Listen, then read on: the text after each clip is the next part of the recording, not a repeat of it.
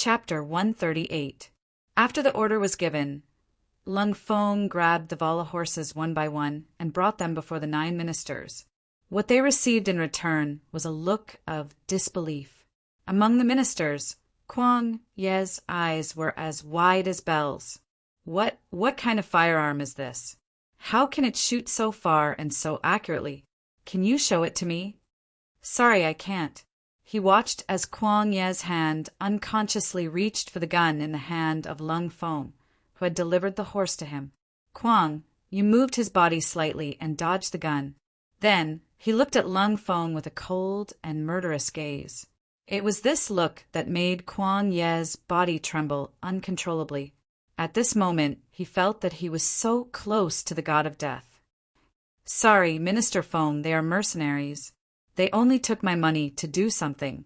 They won't listen to anyone and won't allow anyone to touch the weapons in their hands. If you insist on doing so, there's only one outcome, and that's becoming a dead man. I can't protect you on this point. Yang Qindong saw Kuang Ye's awkwardness. He knew that if he didn't make things clear, everyone would be suspicious. Since that was the case, he might as well make things clear and dispel these people's suspicions. As soon as this was said, the officials who were originally curious withdrew their gazes and looked down, as if they did not care about what was going on outside. If they touched it, they would die. The price of curiosity was too high. It was so high that they couldn't bear it. Even Minister Kuang Yi became a lot more honest at this time and even apologized. This old man was reckless just now. It's my fault. It's fine. The ignorant are innocent. Just don't do it. Yang Qindong smiled and turned to Xiaofeng. Our emperor hasn't been rescued, and we haven't achieved our goal. We'll have to trouble you. Since they were collaborators, he had to be careful with his words. Xiaofeng, who was somewhat uncomfortable with Yang Qindong's attitude and tone of discussion, hurriedly said, Okay, since we've taken 6th young master's money, of course we'll do it well. Everyone listen up. Keep moving forward. A few hundred steps away, General Wallace sat on his horse in a daze. Unknowingly, he already had the urge to pee, and it was almost flowing out uncontrollably. 50 to 60 cavalrymen were wiped out in the blink of an eye. Not a single one of them was able to get within 90 paces. They all died. One had to know that all of them had died without a single survivor. This had never happened before in previous battles. No one had even thought that such a situation would occur. But now the truth had appeared. Again, let's go together and kill all of them. General Walla was angry. He didn't know that the emperor of the great Ming dynasty was already close at hand. He only needed 2 or 3 more charges to capture him alive. He was frightened by Yang Qindong's team. He felt that if he didn't deal with these people, it would be like a fishbone stuck in his throat, and he wouldn't feel safe at all. Many of the remaining 200 or so Walla cavalry also saw this scene. At first, they were indeed shocked, but with the general's shout, the heroic spirit in their hearts was stimulated. Each of them stared at the more than 100 people with covetous eyes, and then the cavalry charged. More than 200 cavalrymen against more than 100 people, and all of them were infantrymen. Moreover, there were no obstacles on the plains. No matter how one looked at it, there was no possibility of failure. Once the speed of the horses increased, the cavalry swords in their hands would only need to lightly slash, and a big head would fly. Ah! All kinds of screams were heard, and the Walla cavalry's charge began. With the help of the speed of the horses, the distance between the two sides was quickly shortened. Be careful, be careful! Kuang Yi Wangzhua and the other important officials were staring at the scene in front of them. Although they were already sitting on their horses, they still felt their bodies trembling. This was because they really didn't know how these mercenaries, as mentioned by Yang Qindong, would deal with more than 2 times the number of soldiers. This was naturally because they didn't understand these firearms. Their past experience told them that the power of firearms was indeed not small, but their weakness was also quite obvious. That was, after firing a shot, they had to reload. In this way, when facing more than 2 times the number of enemies, the firearm soldiers didn't have the slightest advantage. "Raise your guns, ready to fire!" Different from the previous time, this time, Xiao Feng also raised the 95 style in his hand. The increase in the number of enemies made him want to join in the battle. However, this action of his had indeed caused the other Lung Feng members to show dissatisfaction. It was just more than 2 times the number of enemies, and they really didn't care about it. The battalion commander clearly wanted to satisfy his craving. Naturally, no one could guess the thoughts of the Lung Feng. Just when everyone thought that the battle was going to end badly, gunshots rang out. First, it was a volley of shots, and almost half of the enemy's troops were eliminated. Then, the gunshots were no longer as orderly as before, but it only gave the impression that there were a few more gunshots. Next, on the entire battlefield, only General Walla was escaping on his horse. At the most crucial moment, the general became afraid. He relied on his superb horsemanship to hide his body on the horse, and only then did he manage to dodge the shot. However, in front of the most elite Lung Feng, since you were already identified as a target, how could you escape? Even if you managed to dodge the first shot, you wouldn't be able to dodge the second. Xiao Feng raised his gun, and after his breathing calmed down, he moved his right index finger. After a crisp paw sound, the healthy horse fell to the ground. Once the healthy horse fell, General Wallen naturally fell off the horse, then quickly got up and continued to run. However, after another gunshot, the body that was moving forward suddenly fell to the ground, and there was no more movement from it. The second shot was still fired by Xiao Feng. He wasn't arrogant enough to think that he could kill the target with one shot, so he only shot the horse to prepare himself for the next shot. 2 consecutive shots from the same gun finally killed General Walla, but at the same time, it opened Kuang Ye's eyes. Originally, he could tell that this gun was different from the guns in the Great Ming Dynasty, but he never expected that this gun could fire continuously and from such a long distance with such accuracy. This scene was tantamount to giving him a solid lesson. Although he was not out of danger yet, at this time he was already considering whether he could buy such firearms from the army. If that was the case, why would the Great Ming Dynasty be afraid of a strong enemy? Xiao Feng's performance won Yang Qindong's applause. Not bad.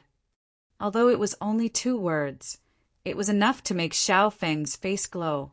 He was even happier than if he had received a military medal. This was the 6th young master's praise. If Lung Song and Gao Xiong knew about it, they would probably be envious. Xiao Feng, who was satisfied, felt even more motivated. He immediately ordered, "Everyone listen to my orders. Search and move forward. If you find any danger, you don't have to report it. Deal with it yourself." This was equivalent to handing the right to fire to the individual. The 100 Lung Feng members immediately became excited. Their eyes kept searching for the enemy, who might not be completely dead yet. Perhaps it was because their previous shooting skills were too accurate. But along the way, they didn't find a single enemy that was not dead. This made the soldiers feel like they were not satisfied. On the contrary, Kuang Yi, Wang Zhua, and the other important officials who followed them all the way breathed a sigh of relief in their hearts.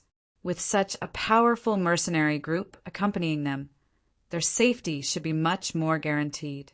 After more than 300 steps, Zhu Qijin finally took off his armor and appeared in everyone's line of sight in a yellow robe. Compared to his usual high and mighty appearance, at this moment his eyes were filled with fear, his clothes were disheveled, and there was even a small bruise on his face. The bruise was probably caused by falling to the ground. In short, he was currently in a sorry state. When he saw Yang Qindong and the others, his originally lifeless eyes immediately became filled with a strong desire for life. "Beloved official Yang, we are here. We are here. Check the injuries of the others and protect His Majesty." Yang Qindong also saw Zhu Qijin. He then ran over to Zhu Qijin's side, pretending to be terrified. Finally, he could grab Yang Qindong's hand. Zhu Qijin said with a panicked expression, "Sir, you have misled me. You have misled me." At this moment, Zhu Qijin still didn't forget to find a scapegoat for this great defeat. From this, it could be seen that no one who could become an emperor was simple. Yes, eunuch Wang messed up the battle and caused a great defeat. He is guilty.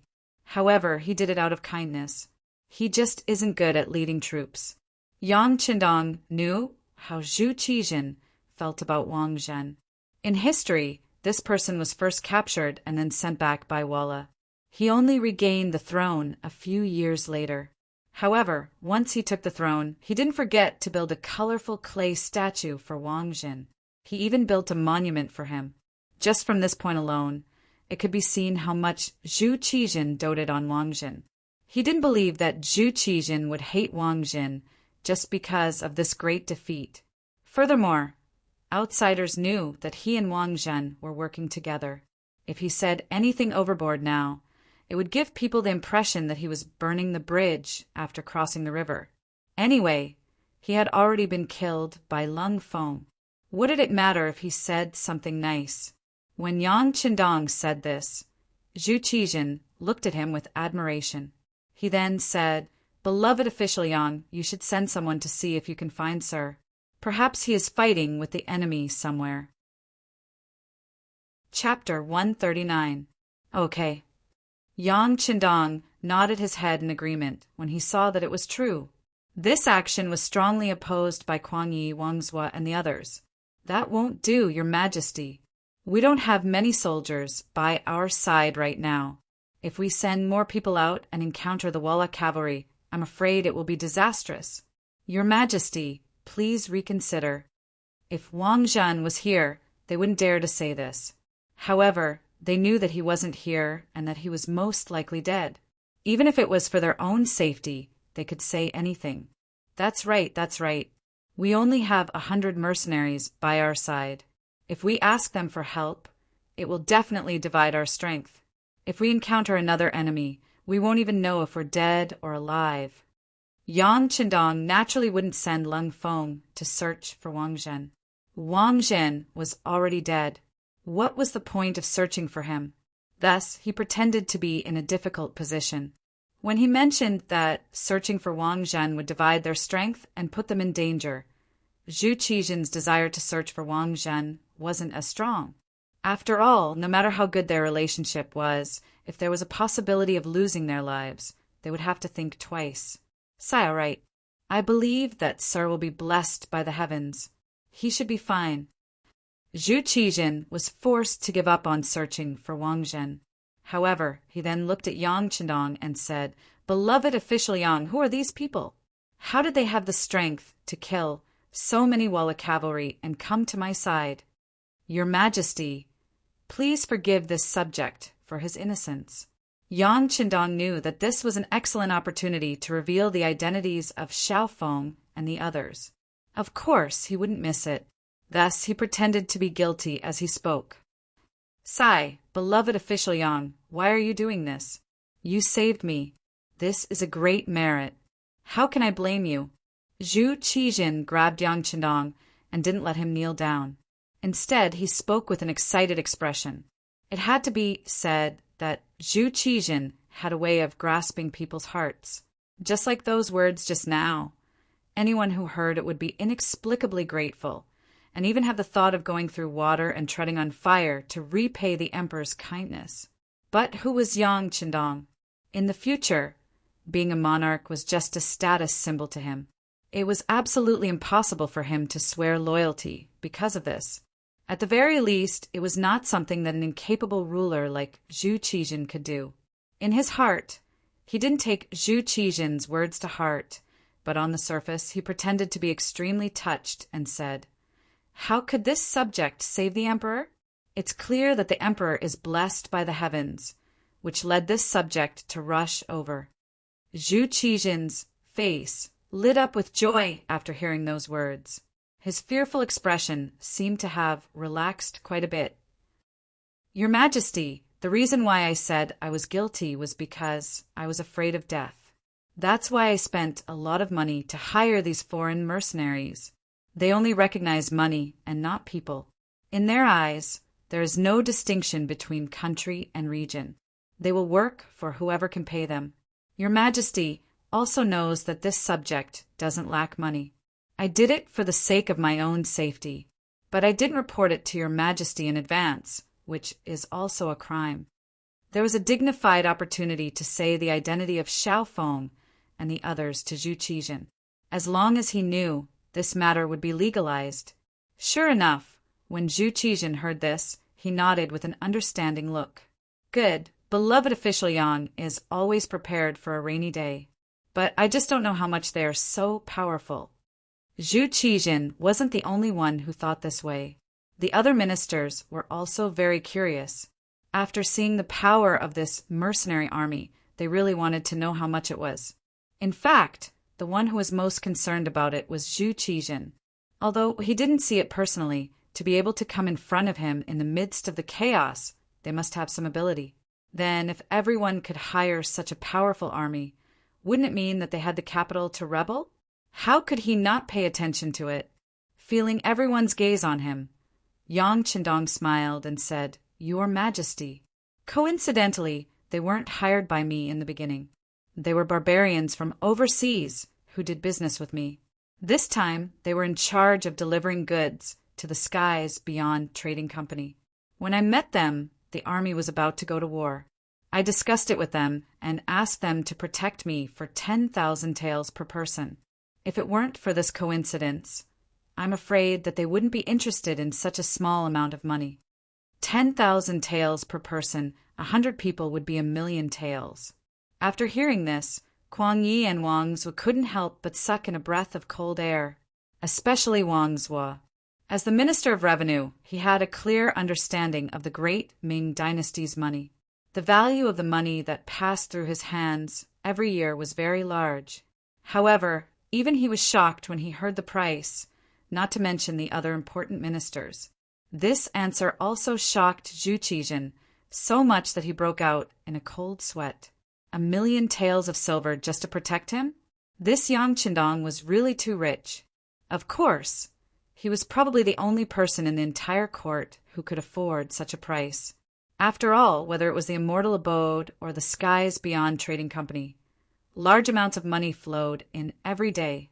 This answer also allowed Zhu Qizhen to breathe a sigh of relief.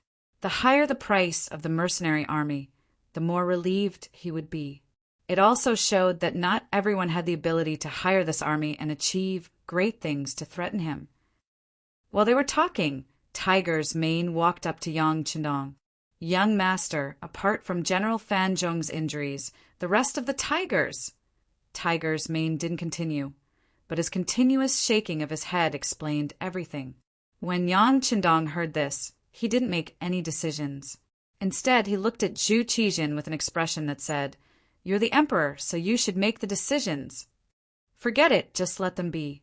When we return to the palace, we will reward their families greatly. As for what happens next, beloved Minister Yang and my other beloved ministers, what do you all think?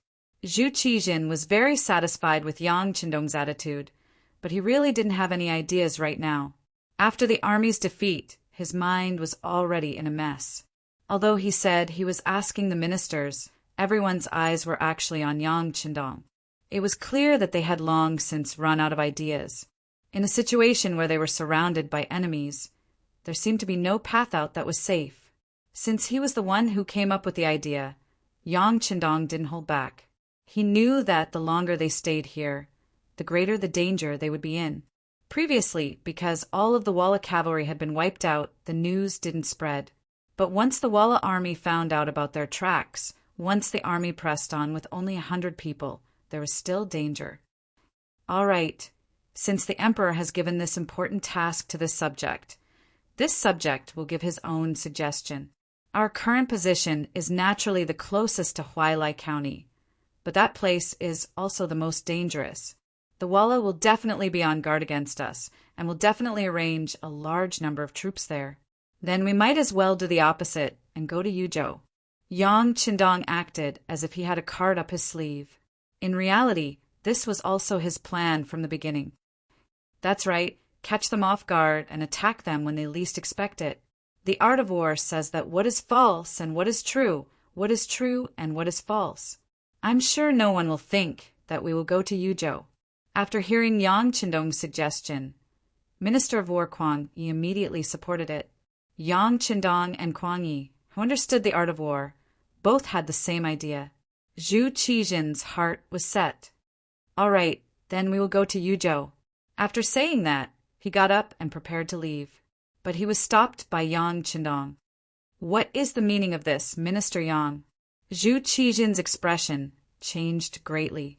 He was afraid that this person would have evil intentions towards him. If that was the case, then with only the injured General Fan Zhong, he was afraid that he wouldn't be able to protect himself. Yang Qindong, what are you doing? Fan Zhong stepped forward with his hammer in hand in a questioning manner. But before he could get close, Tiger's Mane, Beta Persei, and Yang Wu had already surrounded him from 3 directions. It was guaranteed that if he took another step forward, his blood would splatter 5 feet and he would fall to the ground and die. The situation suddenly became tense. Yang Qindong hurriedly gave Tiger's Mane and the others a look to retreat, then half knelt in front of Zhu Qijin. Your Majesty, this subject doesn't have any other intentions. It's just that if we are going to escape, Your Majesty must change your clothes. Change my clothes? Why? Zhu Qijin was puzzled. Your Majesty, wearing a yellow robe will easily attract other people's attention. It will also easily attract the Walla cavalry's pursuit. Yang Qindong cursed the other party's pighead in his heart, but on the surface, he looked like he was advising him. Oh, at this moment, Zhu Qijin came to his senses and nodded. That's right. Beloved official Yang is right. Since that's the case, we will take off the yellow robe. Yes, Your Majesty not only has to take off the robe, but also put it on someone else to confuse the enemy's attention. Yang Qindong's words shocked Kuang Yi and the other officials, causing them to become nervous. They first looked at each other, then slowly lowered their heads. These people's reactions fell into the eyes of Yang Qindong and Zhu Qijin, and the latter was naturally unhappy. The former lowered his head and smiled, but when he looked up, he had already returned to his serious state. Your Majesty can put the yellow robe on Hu Ben, who died with a similar figure to you, to create a false image and use it to confuse the enemy. Hearing that they were going to let the dead wear clothes, Kuang Yi and the others raised their heads one by one, and their expressions returned to normal. Zhu Qijin suddenly understood and said, That's right.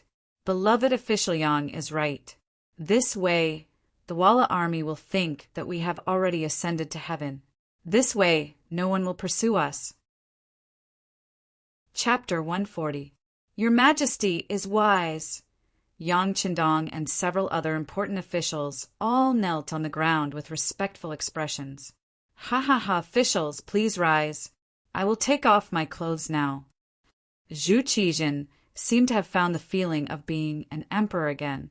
With a laugh, he took off his yellow robe. Soon, Hu Ben, whose body was similar to Zhu Qijin's, was brought in front of everyone. More importantly, his face had been cut several times. Everyone worked together and put the yellow robe on the body of the dead. Then, they identified the direction of Yuzhou and hurried over. About 2 hours after they left, a group of about 500 Walla cavalry rushed over. Among them was a eunuch wearing a eunuch uniform. This person was Ning and could be considered an important eunuch in the group. Ning followed the army out. When the chaos broke out, he was unfortunately caught by the Walla cavalry. Just as they were about to cut him to death, he shouted out his identity and said that he could help the Walla army find Ming's zone. In this way, the Ming dynasty would be within their reach. Ning's words were too enticing. When the Walla general heard it, he couldn't help but be moved. Thus, he didn't kill him. Instead, he brought him to search for news of Zhu Qijin. This group of people was led by the Walla king, and Ning was among them. When they arrived at the battlefield, the bright yellow robe was immediately noticed by everyone. Ning got off his horse and walked over to the corpse that was already unrecognizable. He carefully searched it and found Zhu Qijin's jade pendant. He immediately said with joy General, this is the Ming Dynasty Emperor, but he is already dead. Dead. Sigh. Hearing that Zhu Qijin was dead, a trace of hatred appeared on the Walla King's face. It was clear that a dead person had no effect on him. Noticing the disappointment on the competition king's face, Xi Ning, who was afraid that he would lose his life, rolled his eyes and said, General, although the Ming Dynasty Emperor is already dead, we still have the jade pendant in our hands. We can still do something. I presume that this chaotic news will cause the Ming army to panic, and if we can use this chance, we might be able to attack the capital. Sir is very familiar with that place, with its countless treasures and beauties. Speaking of the prosperity of the capital as a former emissary, how could the periodical king not know of it? Immediately, his expression changed from worry to joy as he said, Good, good. Let's go. Follow me to see the leader. We are preparing to attack the capital of the great Ming dynasty. Ha ha ha. Zhu Qijin had intentionally left the waist pendant behind, saying that it was to make it more realistic. He didn't expect that it would come in handy and become an item to identify his identity. At this time, Great Ming Yingzhong, who had changed into a bright tiger robe, was currently heading towards Shangshi Yuzhou with Yang Qindong and his group. Even if they didn't choose to walk to the front, they still encountered 2 of Walla's cavalry units. Each side had 100 cavalrymen, but when they met the cold front, they were like live targets. Before they could see clearly what kind of formation was on the other side and who was on the other side, they were all killed from afar. This was also the first time Zhu Qijin saw the power of the cold front at such a close distance. For a moment, his heart was filled with fear, but when he thought that they were now being used by him, he couldn't help but feel relieved. Now that they had more healthy horses and more food from the bodies of the Walla cavalry, everyone began to speed up after eating and drinking to their heart's content. Regardless of whether it was day or night, they headed straight for Yuzhou. Xi Ning was brought to his elder brother, Yes Hen, who was also the leader of the Walla, by the periodical king. Yes Hen was tall and sturdy, and there was a sense of superiority in his eyes. His eyes were deep and sharp, and when he looked at Xi Ning, he was so scared that his heart jumped. You said that this belongs to your Ming emperor? Yes Hen asked casually as he played with the seemingly expensive waist pendant in his hand. Yes, yes, Lord Chief. This belongs to our Ming emperor. He has already been killed by the brave Walla cavalry. Xi Ning knelt on the ground like a servant. After saying this, he was afraid that the other party wouldn't believe him. So he added, This little one is a eunuch who follows the Ming emperor, so of course I wouldn't be wrong. Also, this little one is a Nuzenrin, not a Han. I have long been looking forward to the army trampling on the great Ming dynasty and repeating the glory of the grassland people. Xi Ning was really afraid that he would die. At this moment, he didn't want to say anything nice, but he was afraid that Yes Hen would kill him if he was unhappy. Xi Ning's attitude made Yes Hen believe him. Even if the Ming emperor is dead, do you think that their capital is now in chaos? Previously, because the leader of the periodical king's guards, Tuj, angered Yang Qindong, all the spies of the Wara in the great Ming dynasty's capital were exposed and killed. If he wanted to understand the situation of the great Ming dynasty, he could only ask this little eunuch in front of him. Xi Ning was afraid that Yes Hen would kill him without asking any questions. If that happened, he wouldn't be able to show his value. Now, as long as the other party was willing to ask him, it proved that he was useful, and his life was not in danger. And in order to better express himself and also to show his importance, he, who was kneeling on the ground, analyzed, Leader, what the Ming dynasty does not lack the least is the emperor. The size of the imperial family is beyond our imagination. Even if the current emperor is dead, they can still elect a new emperor at any time. What? Xi Ning's answer made Yes Hen very unhappy. Doesn't that mean that it's useless for us to kill the Ming emperor? No, it's not like that. Xi Ning shook his head like a rattle drum.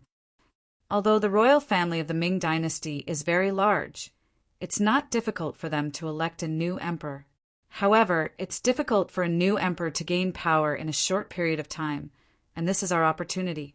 Therefore, we can announce the death of the Ming emperor immediately. If we do, it will only give the other party more time to prepare.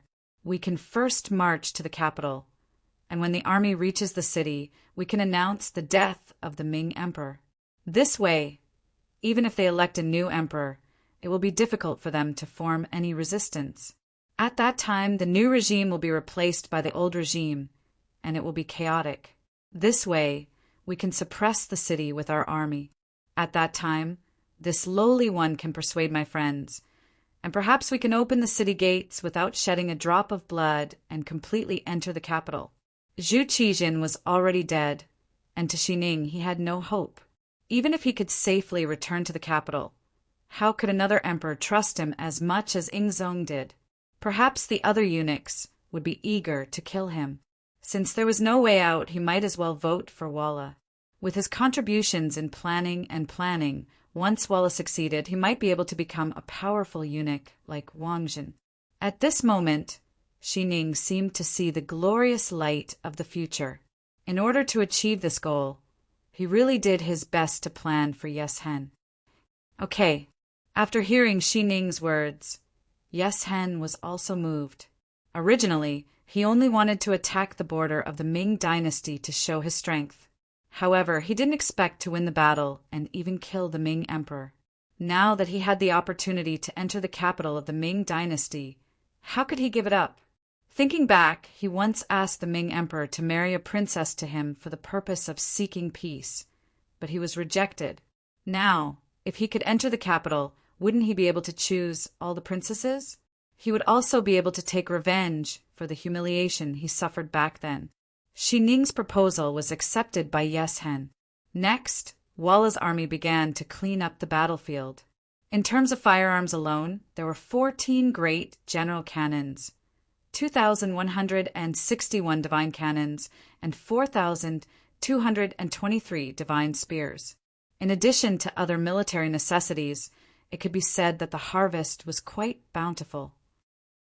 In the Ming army, Duke Ingong Zhangfu, Marquis Tai Ning Qining, Prince Consort Jingyuan, Count Pingxiang Qinhuai, Count Xiangqing Li Zhen, Count Suiyan Qinsun, Count Xiu Shenrong, Governor Liang Cheng, Wang Gui, Scholar Chao Nai, Zhang Yi Hanlin Academy attendant Scholar Zhang Yi, left Governor Gong Quanan of the Office of Transmission, Dai Qingzu of Taichung Temple, Wang Yizhu, Bao Liangzhua of the Imperial Secretariat, Yao Xian, Bao Hui, Censor Yu Gong, Pan Cheng, Qian Yu, Censor, Zhang Hong, Huang Chong, Wei Zhen, Xia Cheng, Yin Hong, Tong Kund, Sun Qing, Lin Xiangfeng, Lang Zhongqi Wang, Feng Xueming, Minister Councilor Wang Jian, Cheng Siwen, Cheng Cheng, Lu Duan, Manager Yu Jian, Zhang Tang, Zhang Xian, Deputy Ma Yu of the Supreme Court, Yin Chang, Pedestrian Luo Ruyong, Xia Guanjing of the Imperial Astronomer, Lu Xian of the Imperial Astronomer, Li Gong Shiyu, and others all died in the battle. In this battle, more than half of the Ming army died, and a large amount of supplies were plundered by Yes Hen. Only the minister of the Supreme Court, Xiao Weijin, and a few others luckily escaped. Then there were the 9 important officials that Yang Qindong had saved. The 500,000 soldiers left behind by Ming Qingzhou Di had been completely wiped out, and the 3 most elite battalions had also been destroyed. The development of firearms for the army had been greatly hindered, and the gates to the capital had been opened. In the history of the Ming dynasty, this battle was known as the defeat of Tumu. This defeat had far-reaching effects, becoming the turning point for the Ming dynasty from the early to the middle stages. In the capital, when the news of Tumu's defeat reached the capital, everyone felt like they had been hit in the head with a stick. The streets were abuzz with discussion, and a chaotic situation was about to unfold. The imperial court was in an uproar, but no one was in charge. The imperial court was in a state of panic, and Zhu Qiyu, who was temporarily in charge of court affairs, felt as if he was sitting on pins and needles. He had originally thought that he was only temporarily in charge of court affairs, and if there were any problems, the officials would deal with them. He was just putting on an act, waiting for Emperor Zhu Qijin to return so that he could report on his task perfectly and continue to be a king. But he had never imagined that the army would be defeated, and defeated so miserably. According to the news from the front lines, the field was littered with corpses. Now, there was no news of Emperor Zhu Qijin. To say something disrespectful, no one knew whether he was dead or alive. Since no one knew whether the emperor was dead or alive, his burden had undoubtedly become very heavy. Just like now, all the officials were asking him for his opinion, causing him to feel uneasy and unsure of how to respond. Chapter 141. Prince Cheng. The military report says that Walla's army is coming to the capital. Baiyang Pass is in an emergency. If we don't do anything about it, Zijing Pass and Juyong Pass will be in danger. At that time, Walla's army will come to the capital. Wang Ji, the Minister of Personnel, as one of the old officials, stood out bravely and told Zhu Qiyu about the danger of the current situation. Then what should we do? Zhu Qiyu, who had never been in charge of the court, was at a loss. Prince Yu, Minister Wang, we should be discussing the whereabouts of His Majesty and whether he will be able to return. Hu Xiao, the Minister of the Ministry of Rites, stepped forward with a ceremonial tablet in hand and spoke with a worried expression. A snake can't do without a head. No one could make the final decision. No one could think of the same thing. Minister who is right. The most important thing now is to find out where His Majesty is and where the other officials are. Jean Lian, the Minister of Justice, and Shi Pu, the Minister of Works, both held their tablets and raised their heads high to express their thoughts. Well, if that's the case, go and find out where His Majesty is. Zhu Qiyu, Prince Cheng, nodded in agreement. If he knew that Zhu Qijin was still alive, he would find a way to bring him back to preside over the situation. If he was gone, Zhu Qiyu didn't think too much about it for now. The court meeting ended in such a hurry that they did not manage to come to a conclusion. The spies of the Eastern Palace Guards and the Brocade Guards began to move. However, facing the Walla's army on the battlefield, it was not possible to find out the real information in a short time. Zhu Qiyu returned to the Nangong Palace with a worried look. The Nangong Palace was a side hall in the palace. Because it was only in a corner of the palace, few people came here. When Zhu Qijin had left, he had arranged for his younger brother to stay here as a warning. Because the crown prince was only 2 years old and had just been established, he couldn't supervise the country. Therefore, Zhu Qiyu was asked to stay here. But it was just to let him stand there as a puppet. It was impossible for him to have any power or have any thoughts about the imperial power. The arrangement of the remote Nangong Palace was a warning to Zhu Qiyu that she had to grasp her own position and not overstep her authority. Zhu Qiyu did not have any thoughts about being assigned to Nangong's place. He was very clear about his own position, but that was based on Zhu Qijin's triumphant return. Naturally, he had to return to his seat. But now, Zhu Qiyu's mood was very complicated. She walked back to the Nangong Palace, where she was temporarily staying. She happened to see a few eunuchs, not far away. They seemed to be talking about her and pointing at something. For a moment, anger rose in his heart. It was true that he was a puppet, but at the same time he was also a prince. How could he allow some little eunuchs to order him around? For a moment, anger rose from his heart, and a trace of killing intent appeared in his heart. However, this killing intent was forcefully suppressed as soon as it arose. Now that Zong's fate was unknown. What if he was on the way back? If he killed a little eunuch in the palace without permission, wouldn't that give him something to use against him? Zhu Qiyu knew very well that this elder brother of his was not very broad-minded. Zhu Qiyu wanted to keep the peace and suppress his anger. However, at this moment, a great eunuch in a python robe suddenly appeared from the side.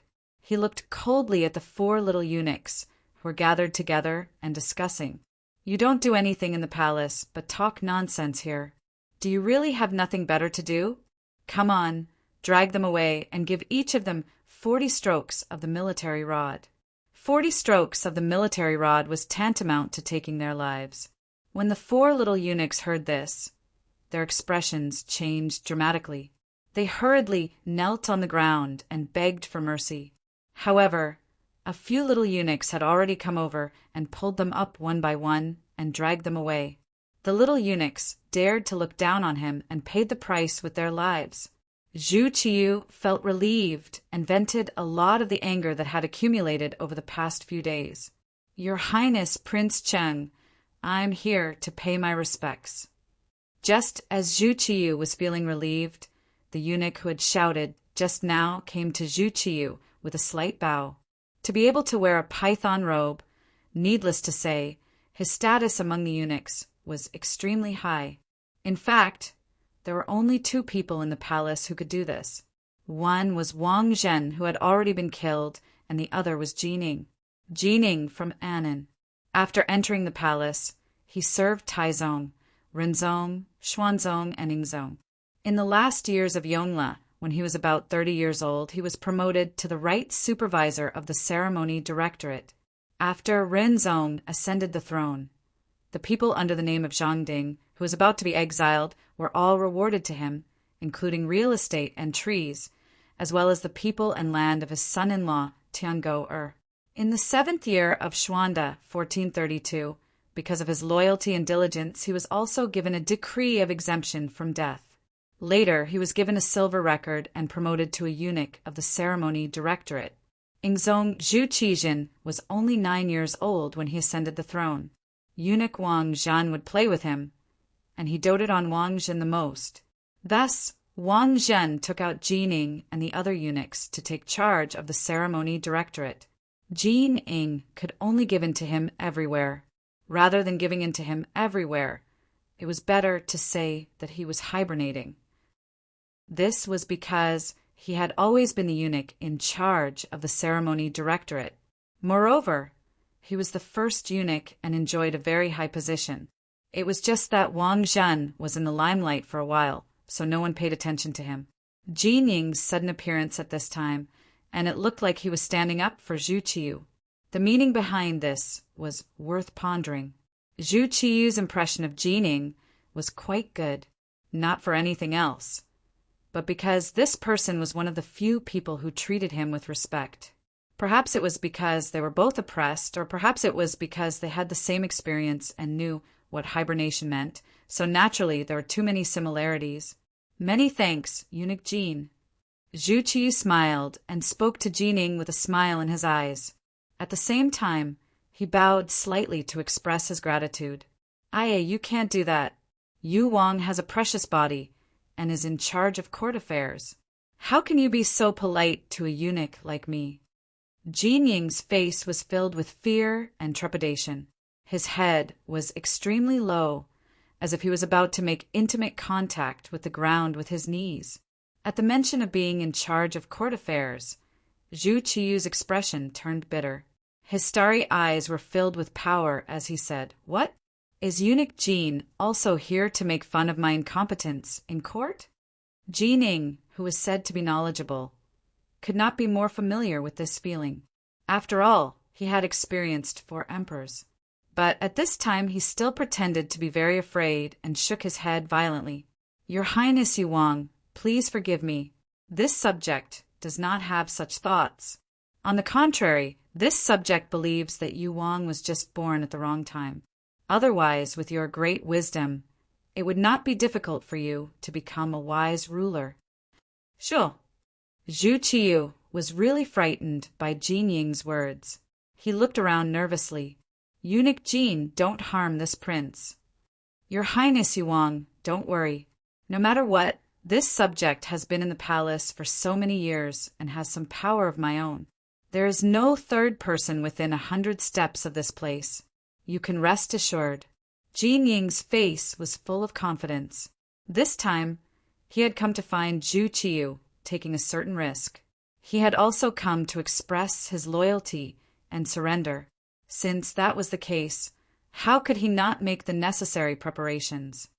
Let's go into the hall and talk." Zhu Qiyu knew that if Jining dared to say this, It must have been arranged. After all, once Zhu Qijin found out that he had been in close contact with eunuchs in private, he would be suspected. He did not know what would happen to him. But Jining regarded himself as a subject, so his intentions were clear. Jining had been in the palace for so many years, so it was impossible for him not to know something that even Zhu Qiyu himself knew. And since he still dared to come, he must have something to say to him. At that moment, he strode into the hall with a considerate look. Jining followed half a step behind him. He followed closely behind with his head lowered. But if he was willing to raise his head at this moment, he would be able to see a very determined expression on his face. It was determination. Because this time, Jining had come to persuade Zhu Qiyu to take the throne, regardless of whether Zhu Qijin was alive or not, and whether he could return to the palace. In Jining's eyes, he was already a useless person. The change of imperial power had always been a matter of swords and blades. Since you dared to leave the palace, you should be prepared for a turtle dove to take over your nest. If you wanted to blame someone, you could only blame Zhu Qijin for trusting and doting on Wang Jin too much. Since you doted on someone else and did not give yourself a way out, don't blame him for looking for another way. Then, in the hall of the Nangong Palace, Zhu Qiyu and Jining chatted for a long time. No one knew what they talked about, but the various events that followed were enough to deduce what they had said and what they had planned. The Hu residence. After Hu Shao and Hu Zhongning returned to the residence from court, they gave strict orders that no one was to leave the residence without their permission. Even the maids in charge of buying groceries and cooking in the residence had to set a time limit. When they went out, they had to bring a few more servants with them. With the situation at court in chaos, no one knew what would happen next. Based on Hu Zhao's many years of experience as an official, it was better to avoid unnecessary trouble. First, they would wait and see. Then they would place heavy bets. This was a wise move. Because of this order, the atmosphere in the entire Hu residence became very tense and oppressive. In Hu Yan's room in the backyard, she was pacing back and forth anxiously. After a while, the servant girl, Xiao Qing, stumbled into the room with an anxious look on her face. "Little Qing, what did you find out? Is there any news of him?" When she saw her personal servant girl, Hu Yan stepped forward and grabbed her hands. Her face was full of anxiety and worry. Chapter 142. Me. Young Mississippi. The main, side, and back doors of the estate have all been closed. Without master's orders, no one is allowed to leave. Little Qing panted as she recounted what she had seen to Hu Yan. When she heard that all the doors of the estate had been closed, Hu Yan had a bad premonition. If nothing major had happened, such a change wouldn't have occurred. Her expression couldn't help but change slightly. When she looked at little Qing, there was a hint of anxiousness. "I asked you to gather information. What's the result?" "This." Little Qing shook her head. "I couldn't leave the estate, so I couldn't get any more information. However, when I asked Lieutenant Sun Chuang, he said that it seemed that the front lines had been defeated." "Defeated? Seems." Hu Yan's heart skipped a beat. "Has this information been confirmed?" As she spoke, she tightened her grip on little Qing's wrist. "Young miss, you also know that with Sun Chuang's status, what he knows is limited. Young miss, hurry up and let go. You're hurting me." Little Qing's eyes were hazy with tears. Hu Yan's grip had truly hurt her. Hu Yan mechanically released her grip and sat back down in her chair. Her eyes were empty as she said, "He'll be fine, he'll be fine." Quite a few people in the capital were reacting in the same way as Hu Yan. This was especially true for the hundreds of family members of the officials who had accompanied the army. They could vaguely sense that something was wrong. Even though there was still no confirmation, the atmosphere had already turned icy cold. As a result, the business of the immortal abode and the realm beyond heaven began to wane. In the past, the seats had always been in short supply, but now they had lost at least 30% of their customers. They no longer had to wait in line to spend money. 5 days later, amidst this oppressive atmosphere, a group of soldiers arrived at the gates of the capital. The leader had a strange appearance. He had a square face, a tall stature, and a knee-length beard. He was skilled in horseback riding and archery, and a large saber hung beside his sturdy horse. He exuded a fierce killing intent. However, at this moment, there wasn't the slightest bit of killing intent in his eyes. There was only anxiety. He was Datong Prefecture's Governor Shi Hung. Shi Hung, Marquis Xining Songing, Wu Jin Bo Zhumian, and the others fought against the Walla cavalry at Yanghekou. After the deaths of Song and Zhu, he had returned alone. Along the way, he had recruited soldiers and brought back several hundred cavalry. This time he had returned to the capital to atone for his crimes by performing meritorious deeds. Shi Heng came back with the latest news from the front line. When Zhu Qiyu, the imperial tutor prince, found out about this, he immediately summoned all the fourth rank and above officials in the capital to the palace for a discussion. In the imperial court, Shi Hung knelt before Zhu Qiyu and recounted in detail what he had experienced and what he had seen. After he finished speaking, he continued to kowtow to the ground. As he kowtowed, he said, "Your humble servant is incompetent. At this moment, Shi Hung was acting like a loyal and brave general. Instead of saying that he was repenting, it was better to say that he was showing off his achievements. General Shi, please rise. This prince wants to ask you, how is the emperor? How are the other officials?" Zhu Qiyu, the imperial tutor prince, asked anxiously. However, others did not know that there was a ball of fire burning in his chest at this moment. "Your Highness, imperial tutor prince, the emperor has ascended to heaven." Shi Hung slowly raised his head and blinked his eyes hard. But no matter how one looked at him, he did not look like he was about to cry. His expression was still vivid, giving people the feeling that he was very sad and in pain. What? Zhu Qiyu's body trembled when he heard this. He almost slipped off his chair. Fortunately, Jining, who was standing to the side, helped him in time, so he did not make a fool of himself. At this moment, the other officials were also shocked. Some of the timid ones even knelt on the ground and began to cry. There were also some officials who could not believe Shi Heng's words. After all, according to the battle report, the Vola cavalry and infantry only had 60 to 70,000 soldiers. However, the great Ming Empire had sent an army of 500,000 soldiers, including many elite troops. How could they be defeated? Moreover, they were defeated so thoroughly that even the lives of the emperor and hundreds of officials were lost. Governor Shi, did you see the death of the emperor and the officials with your own eyes? Among the officials, Wang Ji, the minister of the Ministry of Personnel, was relatively calm. He really could not understand how they could have been defeated so miserably when they had outnumbered the enemy by 7 to 8 times. No, this official did not see the death of the emperor and the officials with my own eyes. But because of Wang Zhen's careless command, the army did not care about each other. The general did not know the soldiers, and the soldiers did not know the general. In addition, there was a lack of water and food, and the morale was low. When faced with the elite cavalry of the Walla, they fled or were injured. It was chaos. This official did not know where the emperor and the officials were at that time. But later, when we fought with a small number of the Walla cavalry, I learned the news from the captives. This official did not dare to delay any longer, so I killed my way out with my men. Shi Hung kept beautifying himself as he spoke.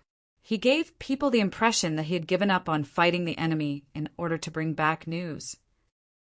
But in reality, he had heard this news from some of the great Ming dynasty's deserters who understood the Walla language. "Impudent! How can you insult my father like this?" Just as Shi Hung finished speaking, 3 people walked out from the crowd. They were the commander of the Brocade Guards, Ma Shan, primary 3rd rank, the commander of the Brocade Guards, Wang Shan, secondary 3rd rank, and the commander of the Brocade Guards, Wang Lin, primary 4th rank. When the 2 of them heard that Shi Hung had put all the blame on Wang Jin, how could they let it go? One of them was Wang Zhen's confidant, and the other was Wang Zhen's nephew. They were deeply indebted to Wang Zhen and would not allow anyone to speak ill of Wang Zhen. As soon as the two of them jumped out, Jining, who was standing next to the throne, raised his eyebrows. He had been waiting for this moment for far too long. It was precisely because of these people that his authority had been completely stripped away. Now that he finally had a chance to take revenge and eliminate his dissidents, how could he let go of such an opportunity? He had even summoned officials of the fourth rank and above to discuss this matter precisely to lure out Wang Zhen's confidence. If Yang Qindong were here, he would definitely be suspicious. History had already begun to deviate from its original course. In reality, because of his appearance, many things had already changed. It was precisely because of the establishment of the realm beyond heaven and the immortal abode that Wang Zhen was able to earn money so quickly that he found it difficult to put anyone aside from the emperor. This made Jining even more dissatisfied with him than in history. The three of them stepped out at the same time and glared at Shi Hung, giving him a fright. I'm only speaking the truth. What do you want to do? What do we want to do? Scoundrels like you, who spread false information, should be put to death. Men, drag him away and behead him. Ma Shun's gaze was as sharp as a sword as he stared at Shi Hung. He looked like he wouldn't give up until he had skinned him alive. As soon as he spoke, 6 tall, burly embroidered uniform guards walked in. They were dressed in flying robes. As soon as the embroidered uniform guards appeared, the atmosphere in the imperial court froze. The expressions of all the officials changed greatly. It was clear that they had all suffered at the hands of these people before. They were terrified from the bottom of their hearts. At this moment, no one noticed that the Mastiff Prince, Zhu Qiyu, and Jining, the eunuch of the ceremony directorate, were exchanging glances. It was clear that they had already known that something like this was going to happen. Zhu Qiyu nodded lightly, as if in tacit agreement. Jining took a step forward, and his voice suddenly grew louder. Come, why aren't you arresting these 3 traitors for disrupting the imperial court? Behead them as punishment. Jining suddenly stood up and said that she wanted to kill 3 people instead of 1. For a moment, the emperor and his subjects were stunned.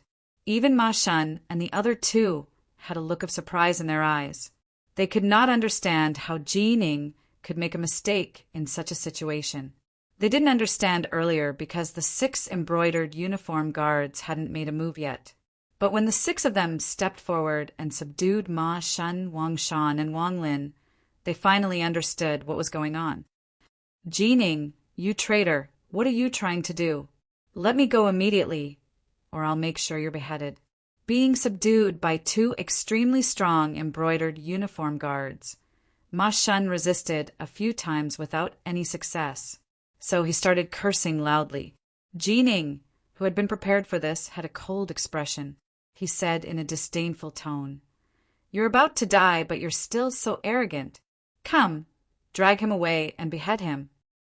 When the 6 strong embroidered uniform guards heard this, they dragged Ma Shun and the other 2 out of the imperial court. Not long after, 3 shouts came from outside. Needless to say, Ma Shun and the other 2 had been beheaded. Their most loyal lackeys had been killed. The officials were all trembling with fear, especially those who had previously sided with Wang Zhen. They were so nervous that they broke out in cold sweat. They didn't know if Jining, who seemed to be in control of the imperial court, would suddenly attack them. Killing people was to establish authority and also to intimidate. Now it seemed that the effect was quite good. Jining sighed softly in his heart. Don't blame me. You forced me to do this. After giving himself an explanation, he suddenly turned and knelt down in front of Zhu Qiyu, the Duke of Yan. Your Highness, the Duke of Yan, now that the Ying sect is in trouble, the great Ming is in danger. Please ascend the throne, preside over the situation, and lead the great Ming back to glory. When Jining knelt down, the entire imperial court fell silent. It was so quiet that one could hear a pin drop. Obviously, This was something that no one had foreseen or prepared for. But this silence only lasted for a moment. Shi Hung suddenly pounded his head on the ground and shouted, "This official requests the Duke of Yen to ascend the throne and establish the empire."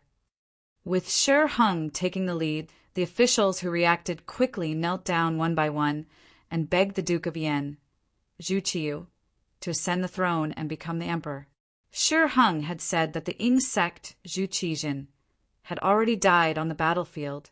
Even so, someone had to be the emperor. Now it seemed that with the status of regent, the younger brother of the emperor, and the bloodline of the Zhu family, it was perfectly justified for him to inherit the empire. Chapter 143. With the situation settled, all the officials knelt on the ground and cheered. Since ancient times, there was a saying that there were 3 requests. Zhu Qiyu immediately rejected them. After that, the officials rejected him, and invited him a 3rd time. Only then was the matter settled. Immediately, everyone and Zhu Qiyu went to see the Empress Dowager to go through the final approval process. That day, Zhu Qiyu became the emperor. Because the war was imminent, the situation was urgent. The officials knelt on the ground and recognized Zhu Qiyu as the emperor. His title was Daizong and his name was Jingtai. He made Yingzong's son, Zhu Jianxin, later Xianzong, the crown prince. This important imperial edict was passed down by Jining. Now, Jining had become a powerful official like Wang Zhen during Yingzong's time. Jining also received the favor of Empress Dowager's son and the new emperor. Whether it was Wang Zhen or Jining, this was the result of the system and environment. The Ming dynasty was an unprecedentedly powerful dynasty. This was why the emperor dared to give power to the eunuchs. Although the eunuchs of the Ming dynasty had so much power, when the emperor really wanted to punish them, he only needed to write an imperial edict, and these eunuchs would be doomed eternally. Lu Jin and Wei Zhongxian both ended up like this. Thus, the emperor was not worried about the eunuchs being disloyal. Secondly, the emperor had no choice but to use the eunuchs. The Ming dynasty officials were very powerful. At their peak, they dared to publicly criticize the emperor. Although the emperor was the son of heaven and had unparalleled power, but in front of all the officials he was all alone. In order to break the unity of the officials, the emperor could only use the eunuchs to restrict the power of the officials. Although the eunuchs were mostly dark, they all knew that the only thing they could rely on was the emperor. Thus, they were all loyal. Thus, to the emperor, the eunuchs were more reliable than the officials. Now that Jining had taken the initiative, she should have immediately attacked Wang Zhen's faction. However, this was not the result of a peaceful development. It was the result of a crisis. At this time, the military report said that Walla's army was approaching. If the palace was in chaos now, it would be bad for the overall situation. In order to give Emperor Jing and Zhu Qiyu a good impression, Jining didn't attack Wang Zhenyu's supporters. Instead, she began to unite the majority of the people and prepared to fight the enemy together. It was because of his generosity that many eunuchs took the initiative to defect and change their allegiance. Even those who were loyal to Wang Zhen became much more well-behaved and hid among the crowd. For example, Wang Zhen's trusted eunuch of the imperial horse supervisor, Chun Guan, had become an old dog that didn't bite. He had become very obedient. Whenever Jining gave an order, he would completely obey. There wasn't the slightest bit of difference. There were also eunuchs Chao, Jixiang, Gao Rang, Mao Mu, and Qian Xingbao, the imperial horse directorate's chief eunuch, who were all very low-key. Don't cause trouble, and do your best to complete the tasks assigned to you. However, everyone could see that these people were still waiting to see the situation. They were waiting for the arrival of Tile's army before making a final decision.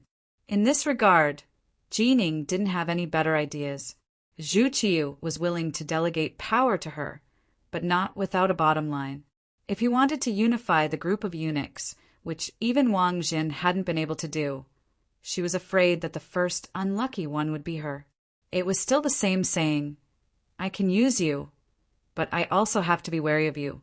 This was the basic attitude of the emperor towards eunuchs.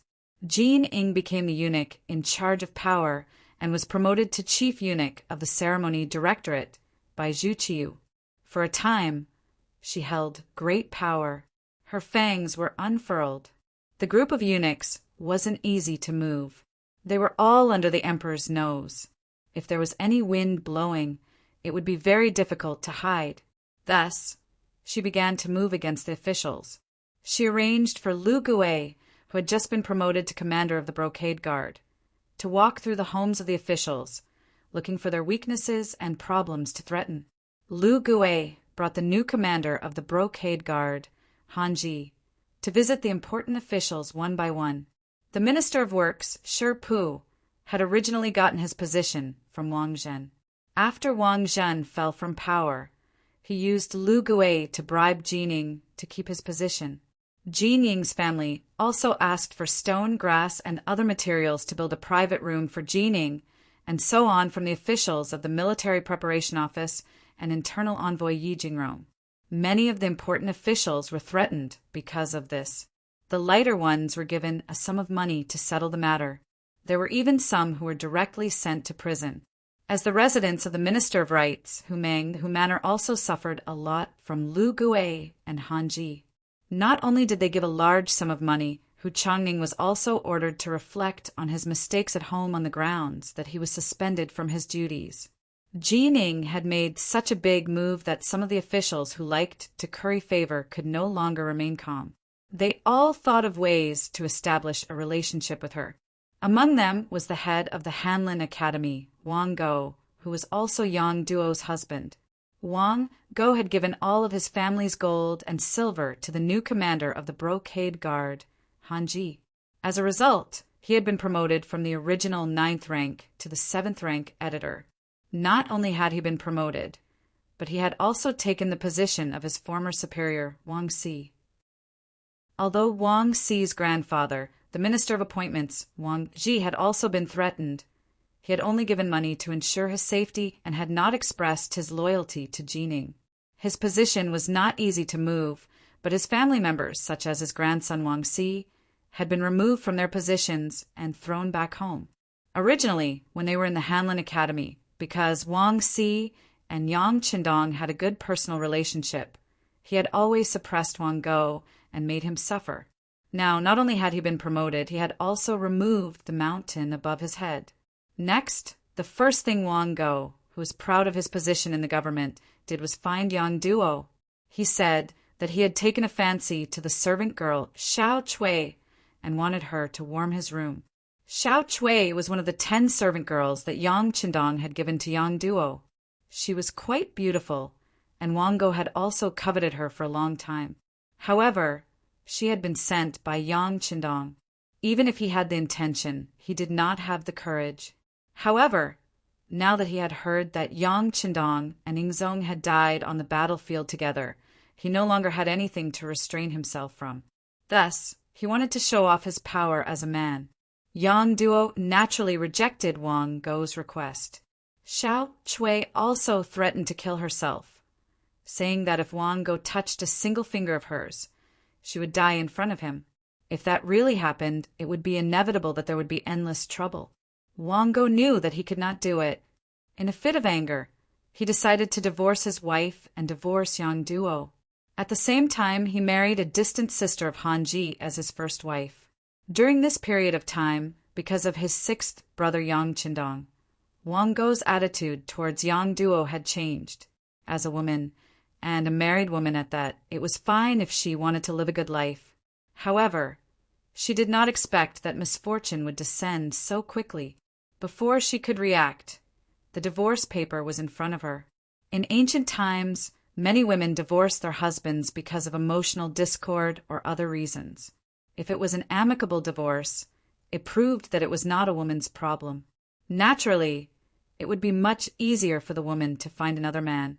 However, if she was divorced, it was equivalent to carrying a bad reputation for the rest of her life. It would be difficult for her to find a suitable husband.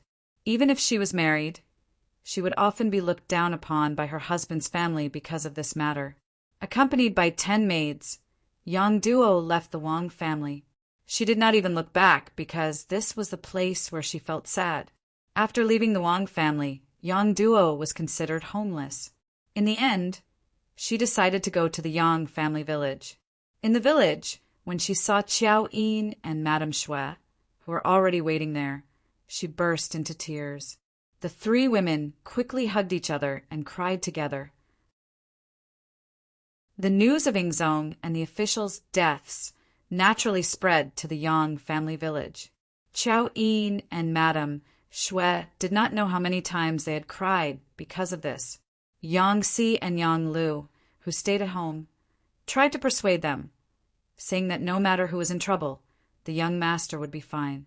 However, this was only taken as comforting words. No one believed them. Even if others did not believe them, Yang Si and Yang Lu were not discouraged.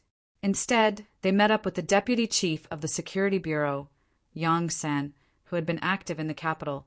After a discussion, the three of them decided that before the young master returned, they had to protect the Yang family village and not allow anyone to cause trouble here. As for Yang Qindong's safety, the three of them did not worry too much about it.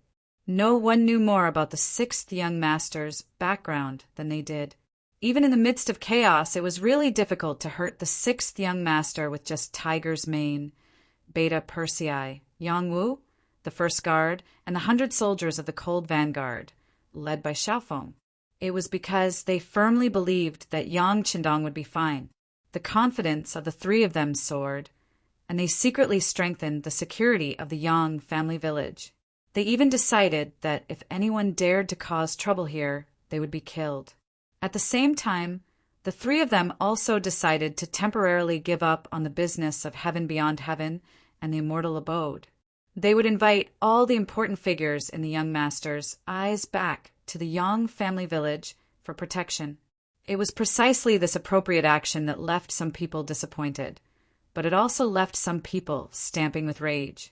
The one who was stamping with rage was a member of the Yang family. It was Yang Qindong's second brother, Yang Rang.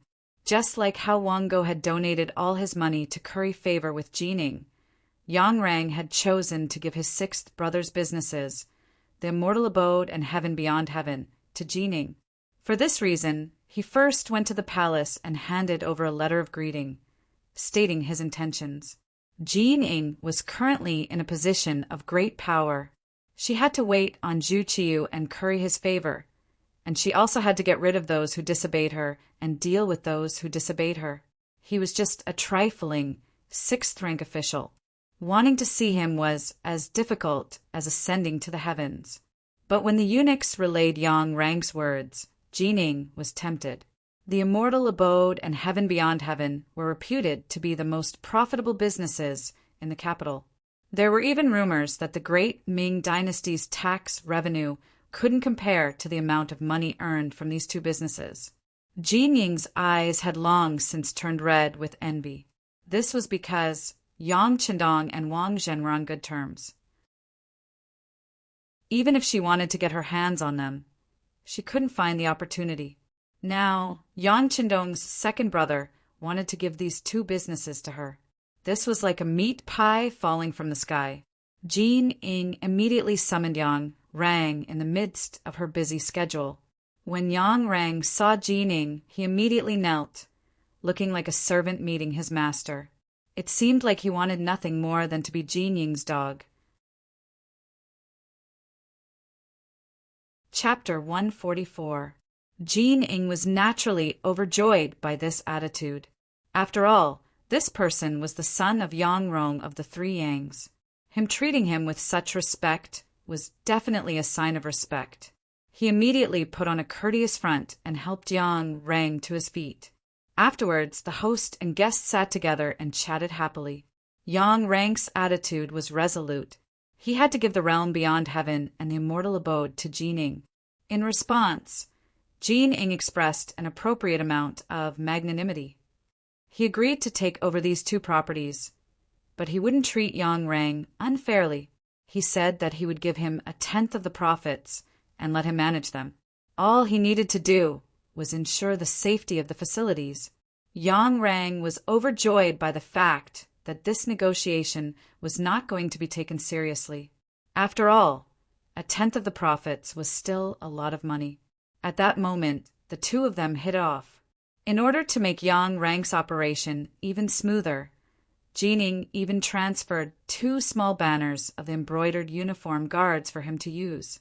Not only that, she also sent her servant, Zhao Xian, to cooperate with him. They had to get the deeds for these 2 places as soon as possible. Before the mission began, Yang Rang's official position was directly promoted from the 6th rank official of the Ministry of Rites to the 4th rank official of the Zhan Department. Although this position didn't have much authority, Jining clearly stated that he could continue to be promoted after taking over the realm beyond heaven and the immortal abode. He was suddenly promoted from rank 6 to rank 4. This was a qualitative change. Yang Rang's eyes were filled with hope. He even believed that he would have to rely on himself to develop the Yang clan. As for whether or not he'd gotten everything, because he'd thrown in his lot with the eunuchs. Once he succeeded, who would care about asking so many questions? After leaving the imperial palace, the group of 20 headed straight for the immortal abode.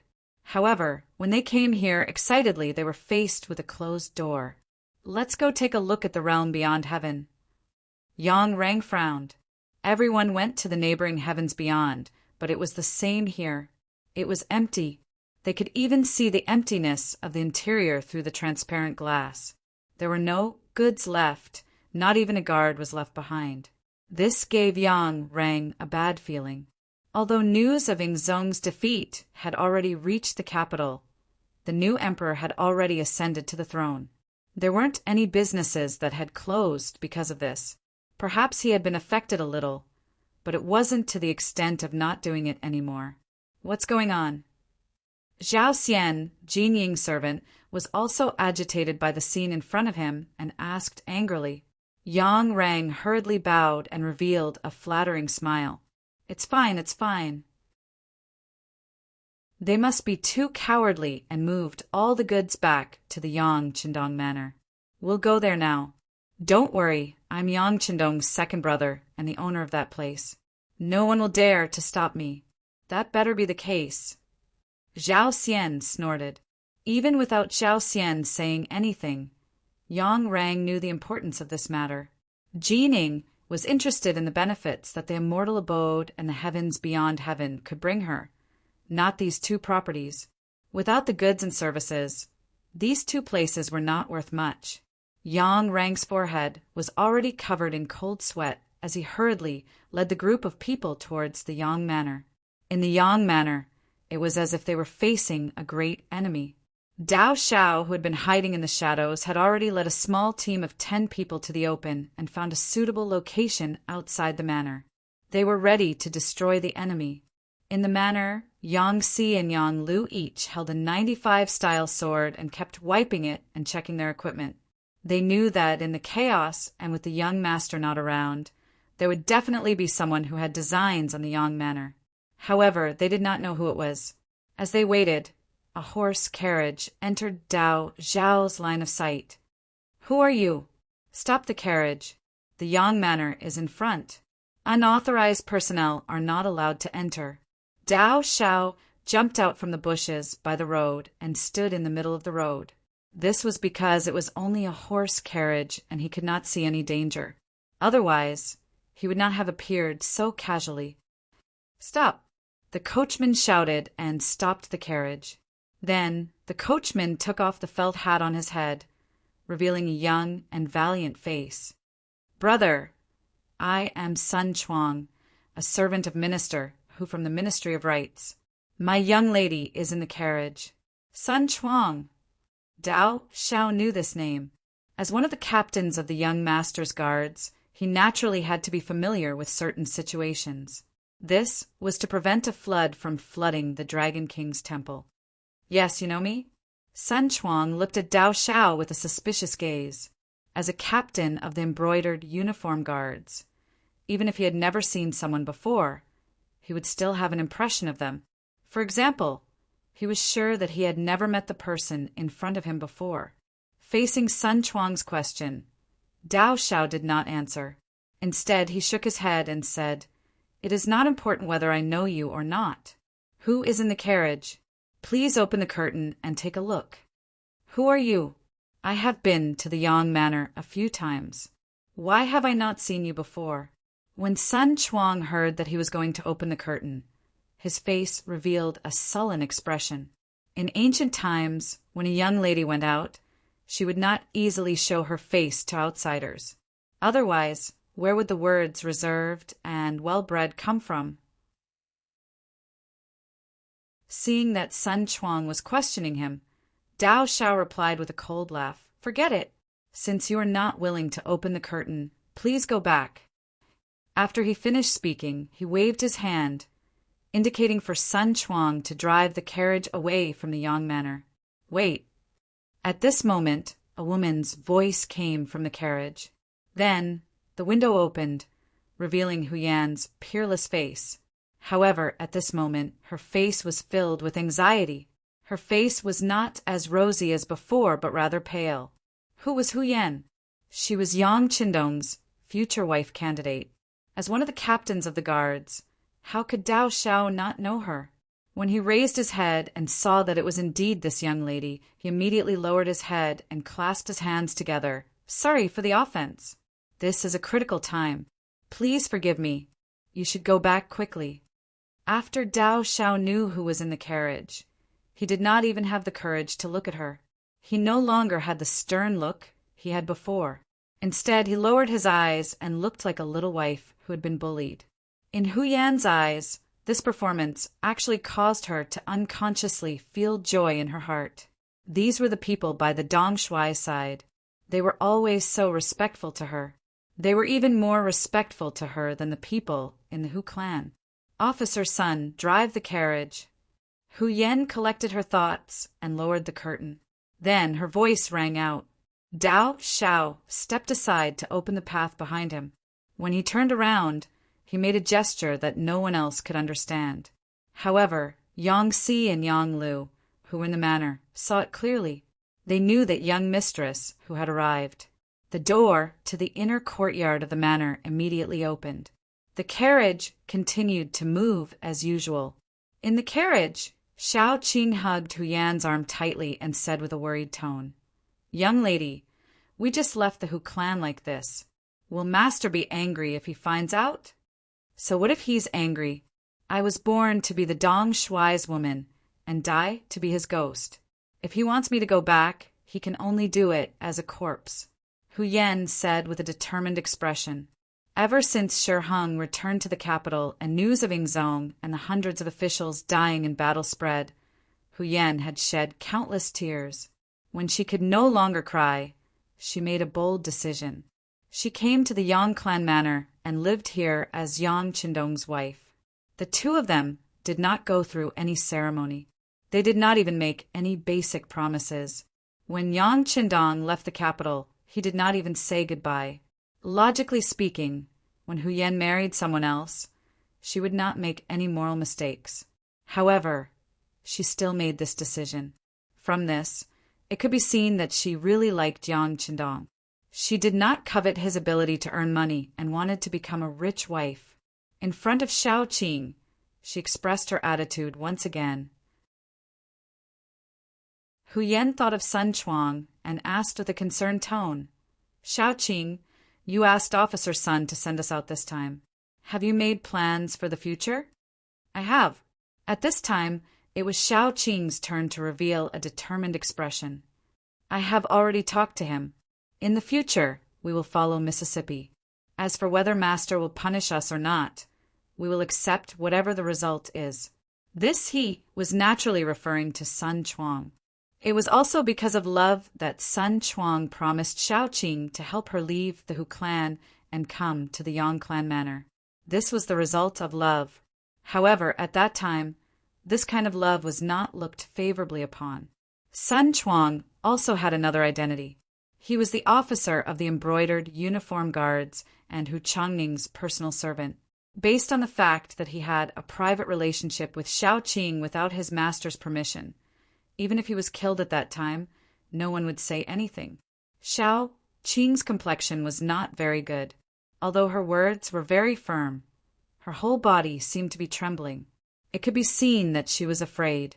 Hu Yan patted the back of her hand and said, "Xiao Qing, don't be afraid. Miss is here. If father punishes you, I will take responsibility." Mississippi, the touched Xiao Qing, was about to cry. She was not moved because Hu Yan was standing up for her. In fact, if something really happened as a miss, she could not help much. She was moved because Hu Yan's feelings for her were not like that of a servant girl, but like a sister. The two were hugging each other when the inner gate of the Yang clan manor opened. Qiaoyin, Madame Shui, and Yang Duo, who had heard the news, came out to welcome them. Madame Xiang was also in the backyard. Seeing these people coming out, her eyes were full of envy. Cui Na saw it clearly. "What? Sister, are you envious?" "I'm envious," Lady Xiang replied without any hesitation. "Even if Dong Shui can't come back, or even if he is dead, do you still envy them? You know, you are now a good girl and a virgin. If you want to marry in the future, you will not suffer too much."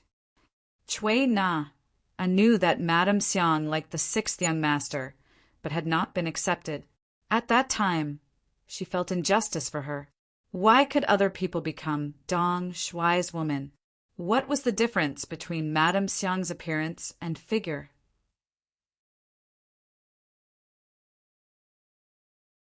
Chapter 145. But now, after learning that Yang Qindong might have died on the battlefield, she felt a little lucky for some reason. One of the advantages was that she didn't give herself to Dong Shui too early. But she didn't expect that Lady Xiang was still envious of Lady Shui and Lady Qiaoyin. No. Lady Shui shook her head firmly after hearing Cui Na's words. "You can't find a man as outstanding as Dong Shui in the whole world. Even if he's dead, I'm already his woman in Han Xiang's heart." As she spoke, her eyes couldn't stop tearing up. Obviously, it was too late for regrets at this moment. If she had known this would happen, she would have given herself to Dong Shui. It would have been better than regretting it for the rest of her life. Let's not talk about how the women would welcome Hu Yan and how they would cry when they saw each other. Let's talk about the group of people outside the Yang village. They were a group of unusual guests. The reason why they were said to be uninvited guests was because they all had excited expressions on their faces. Moreover, they didn't seem to have any intention of stopping when they entered the Yangjia village. "Stop!" The gate of the village opened, and Yang Si strode out to welcome them. While they were still far away, he fired the 95 style in his hand into the sky. Bang! The crisp sound immediately shocked the group from afar. Then the sound of horses reining in their horses sounded one after another. From this point alone, it could be seen that people were afraid of death, especially those who seemed to be awe-inspiring. They often cherished their lives more and were the most timid. Yang Rang and Zhao Xian were riding at the front. The sudden gunshot really frightened them. They reined in their horses in a hurry and almost lost control of their bodies and fell from their horses. Twisting their bodies, they dismounted from their horses. Their faces were as unsightly as they could be. When Zhao Xian's feet finally landed safely on the ground, he pointed to the front with a flustered and exasperated face and said, "Who are they? How can they have firearms in their hands? Where are the laws of the great Ming dynasty?" It was no wonder that Zhao Xian was so angry. Firearms were important weapons of the imperial court, and they wouldn't be shown to people easily. Even the 3 firearm battalions were very strict with the management of firearms. Unless they had the special permission of the emperor and the Ministry of War, it was difficult for anyone to take them out. But now, this thing had unexpectedly appeared in the Yang village. How could they not be shocked, angry, and indignant? The more Yang rang, the more angry he was. But he didn't know these things. In order to calm Yang's anger, he kept nodding and said, "Mr. Zhao, don't be angry. I'll ask them what's going on." As he spoke, Yang Rang turned to look at Yang Si, who was standing at the entrance of the Yang family's inner courtyard with a firearm. Instead of acting like a grandson, He roared like a master. "Who are you? How dare you block our path? Do you know who I am? I'm Stings, I'm. What's the reason for entering the village without permission?" Facing the imposing Yang Rang, Yang Si naturally wasn't afraid, even though he had already recognized that this person was the sixth young master's second brother. But at this time he had brought so many embroidered, uniformed guards with him. His purpose was as clear as day. With regards to his own brother trying to steal the sixth young master's wife, he was no longer a member of the Yang family in his eyes. So why should he be polite? Yang Rang heard that he was just a servant, and it sounded so sarcastic. Since when did a servant dare to show off in front of his master? He didn't know how his sixth brother usually managed things. How could he not distinguish between master and servant? Humph! How dare a little servant hold a firearm? Let me tell you, you've already violated the laws of the great Ming dynasty. Now kneel and beg for mercy. For the sake of my sixth brother, I'll only kill you. I won't implicate the others in the village. Yang Rang seemed to be magnanimous, but unknowingly he had already placed himself in the position of the head of the Yang family village. When the other servants heard their master's words, they must have been terrified and terrified. But this was Yang Si. He even beat up the messenger of the Walla. How could he shrink back because of these words? He first shook his head, and then, with a trace of disdain in his eyes, he said, "First, how I got the firearm is none of your business. Second, a man can only live standing, not kneeling. Third, nothing will happen to the sixth young master, let alone die. Your so-called sixth brother is simply nonsense." The rebuttals entered his ears one by one. Zhao Xian's expression changed greatly, and he added fuel to the fire. "Master Yang? Are these the servants of the Yang family? How can they be so rude?" Zhao Xian's words were like a heavy hammer, and Yang Rang's face was as red as a monkey's, but ever since he was a child, no one had ever insulted him like this since he learned that he was Yang Rong. But now, in front of a servant, and in front of a servant of the Yang family, he was being laughed at. How could he hold back his anger? Immediately, he looked at Yang Si with eyes that were spitting fire. "As the second master of the Yang family, I order you to kneel and beg for mercy immediately. Otherwise, I'll exterminate 3 generations of your family." He even said something like exterminating 3 generations of his family. It could be seen how angry and hateful he was at this moment. If looks could eat people, Yang Si would have been eaten by Yang Rang countless times. Yang Rang roared furiously. At this time, Yang Rang did not look like a scholar at all. Looking at him, it really gave people a terrifying feeling. Yang Si was not an ordinary person, let alone an ordinary person. If shouting could make him submit, then Yang Qindong's previous hellish training would really be useless. At this moment, he was completely unfazed by Yang Rang's towering rage. He was still as calm and collected as ever, as if these words were not directed at him. He was just a bystander watching others put on a show. Seeing that Beta Persei was so angry, but the person opposite him did not have the slightest intention of retreating, Zhao Xian did not put his hopes on him. Instead, he turned to the brocade guards beside him and said, "Go, I'll leave this place to you. Since some people don't know what's good for them, there's no need to keep them." Zhao Xian's murderous intent was out, and he decided to suppress everything with bloody martial arts. Perhaps there were times when reasoning was useless. Whoever had the bigger fist would be the one who had the final say. However, the one who had the biggest fist was not Zhao Xian, but Yang Si, who held the 95 style. Ever since he followed Yang Qindong, he rarely had the chance to touch a gun. After all, once a gunshot was heard, it would inevitably attract the attention of all parties. Only when he really wanted to do it would he ask for leave from Tiger's Mane and go to fell Crow Mountain Forest, which was more than 10 miles away from Yang Village, to shoot a few shots. And now the opportunity to shoot was given to him. How could Yang Si not grasp it well? There was a hint of slyness in his eyes, and he revealed a playful expression. When he saw the brocade guard start to run towards him, he raised his hand and pulled the trigger with his finger. A crisp bang sound was heard. The second gunshot caused the embroidered uniform guards who were running forward to stop. Based on their instincts, they knew that there was danger ahead. What are you afraid of? He's only one person with a firearm. There's so many of you. How can that firearm fire continuously? Zhao Xian's shout came from behind. Although he was also very curious, he did not see Yang Si fill the gun with gunpowder and fire a second shot. However, relying on the fact that there were so many people, he still shouted with full confidence. His shout seemed to have given the embroidered uniform guards courage. Thinking that the opponent was indeed only one person with a firearm, and that there were more than 20 of them, what was there to be afraid of? After looking at each other, they gathered their courage and continued to run forward. Yang Si's mouth slightly twitched. He was clearly very happy, but he still pretended to be helpless as he muttered, "You forced me to do this. Hee, then let's see who's stronger and see if there are people in this world who aren't afraid of death." The 95 style was raised, and it was a stark contrast to the previous frivolous attitude.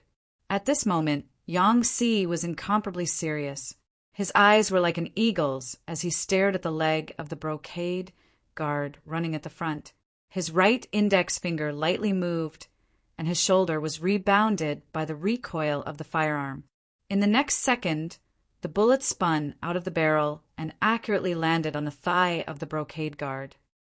Bang! The person fell. Their coordination was extremely synchronized. Bang, bang! After this shot, Yang Si fired 2 more bullets. 3 brocade guards fell to the ground one after another. Even though they fell to the ground, they did not forget to cry out in pain. At the same time, they rolled on the ground to show what kind of pain they were experiencing.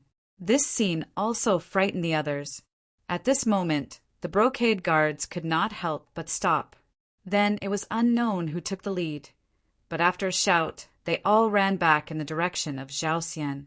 At this moment, Zhao Xian was also scared silly. He completely forgot to urge the brocade guards to continue their charge. This was the first time he saw a firearm that could fire continuously. Moreover, it was so accurate and so fast. All of this was beyond his understanding. The fleeing brocade guards returned to Zhao Xian's side. Then, they all looked at Yang Si with frightened eyes. It was as if he was a murderous demon. It made people afraid, terrified, and powerless. "How is it? Do you still want to charge?" Looking at the 3 people on the ground, Yang Si seemed to be very satisfied with his masterpiece. He even whistled happily. Then his face became serious again, and he said, "I already said that you are not allowed to charge into the Yang family manor. You just didn't listen. Now, this is the result of your own actions. Immediately take the injured people away and scram." Chapter 146. Yang Si raised his hand and fired again. The bullet hit the back of Zhao Xian's saber, and the powerful force sent the saber flying. This shot also completely woke Zhao Xian up. He was so scared that he knelt on the ground with a plop. At the same time, his whole body was trembling. Taking a closer look, his crotch was wet. This was what people called peeing. There was a distance of 60 steps. Not only could the firearm hit, but it also hit with such precision. This made the other embroidered uniform guards completely deflate. At the same time, they finally knew what kind of person they were facing. Just now, they wanted to win with numbers. If it wasn't for this person showing mercy, they didn't know if any of them would be able to return alive. "What are you looking at? Why aren't you taking the injured people away? Do you want to see them die?" Yang Si saw that the enemy had been scared out of their wits and let out a fierce roar. This roar gave all the embroidered uniform guards a big fright. At the same time, it made them run forward again. They picked up their 3 injured companions who were still rolling on the ground and retreated. The shot that hit the saber completely extinguished Zhao Xian's arrogance. No one would have thought that when he finally left, he would actually bow and smile as he retreated step by step. Perhaps he had done too many bad things and was worried that Yang Si would suddenly appear behind him and take his life. When the group came, they were aggressive. But when they left, they were dejected, creating a sharp contrast. Only when they were some distance away from the Yangzhou Manor's gate did Zhao Xian and the other embroidered uniform guards sit on the ground with a plop, gasping for breath. Thinking back to the scene just now, it was like taking a trip to the gates of hell. To be able to return alive, it was the accumulated merit of their ancestors, who knew how long they had been gasping for. After finally calming down, Yang Rang asked Zhao Xian with lingering fear, "Mr. Zhao, what should we do next? He has such a powerful firearm in his hand. It seems that we won't be a match for him. Why don't we bring more people? Like you said, they only have one firearm. We have more people. As long as we rush in front of them, victory will be ours." "Forget it. There is something fishy about this matter. I have to report it to Eunuch before making a decision." Zhao Xian shook his head. He saw how powerful the 9.5 was, and because of this he became greedy. He thought about how powerful such a good firearm would be if he could get his hands on it. At that time, if anyone was dissatisfied with him, he would just raise his head and shoot them. No matter how powerful a person was, they would not be a match for this thing. Zhao Xian had the thought of pocketing for himself, so he naturally would not let others know. In order to appease Yang Rang, he deliberately said, "Master Beta Persei, you can go back first. I will report everything that happened to my father-in-law. You just have to wait for the news." Oh, Yang Rang did not doubt him. After all, Zhao Xian was Jin Ying's servant. They had a close relationship. Since Zhao Xian had said so, he could only choose to believe him. The two parted ways after entering the outer city of the capital. Zhao Xian did indeed go to see his master, Jin Ying, but he did not tell her what had happened. He only said that because they had suffered a defeat, the people of the immortal abode were extremely afraid. They needed some time to calm down before they could do business as usual and earn money again. He would follow up on this matter. Perhaps Jin Ying trusted her servant Zhao Xian completely, or perhaps it was because she had too much work to do. In any case, she believed his words and did not ask any further questions. After leaving, Zhao Xian immediately began to search for some ruffians in the city. There was no lack of desperados among these people. As long as they were given enough money and benefits, there was nothing they did not dare to do. In just 2 days, Zhao Xian had gathered a group of nearly 50 people. After promising that if they went to the Yang family manor to retrieve something, each person would receive 100 taels of silver. These people all followed his lead and were willing to listen to his arrangements. In order to achieve a surefire success, Zhao Xian decided to take action at night. That afternoon, he led these people out of the southern part of the city to make preparations for the operation at night.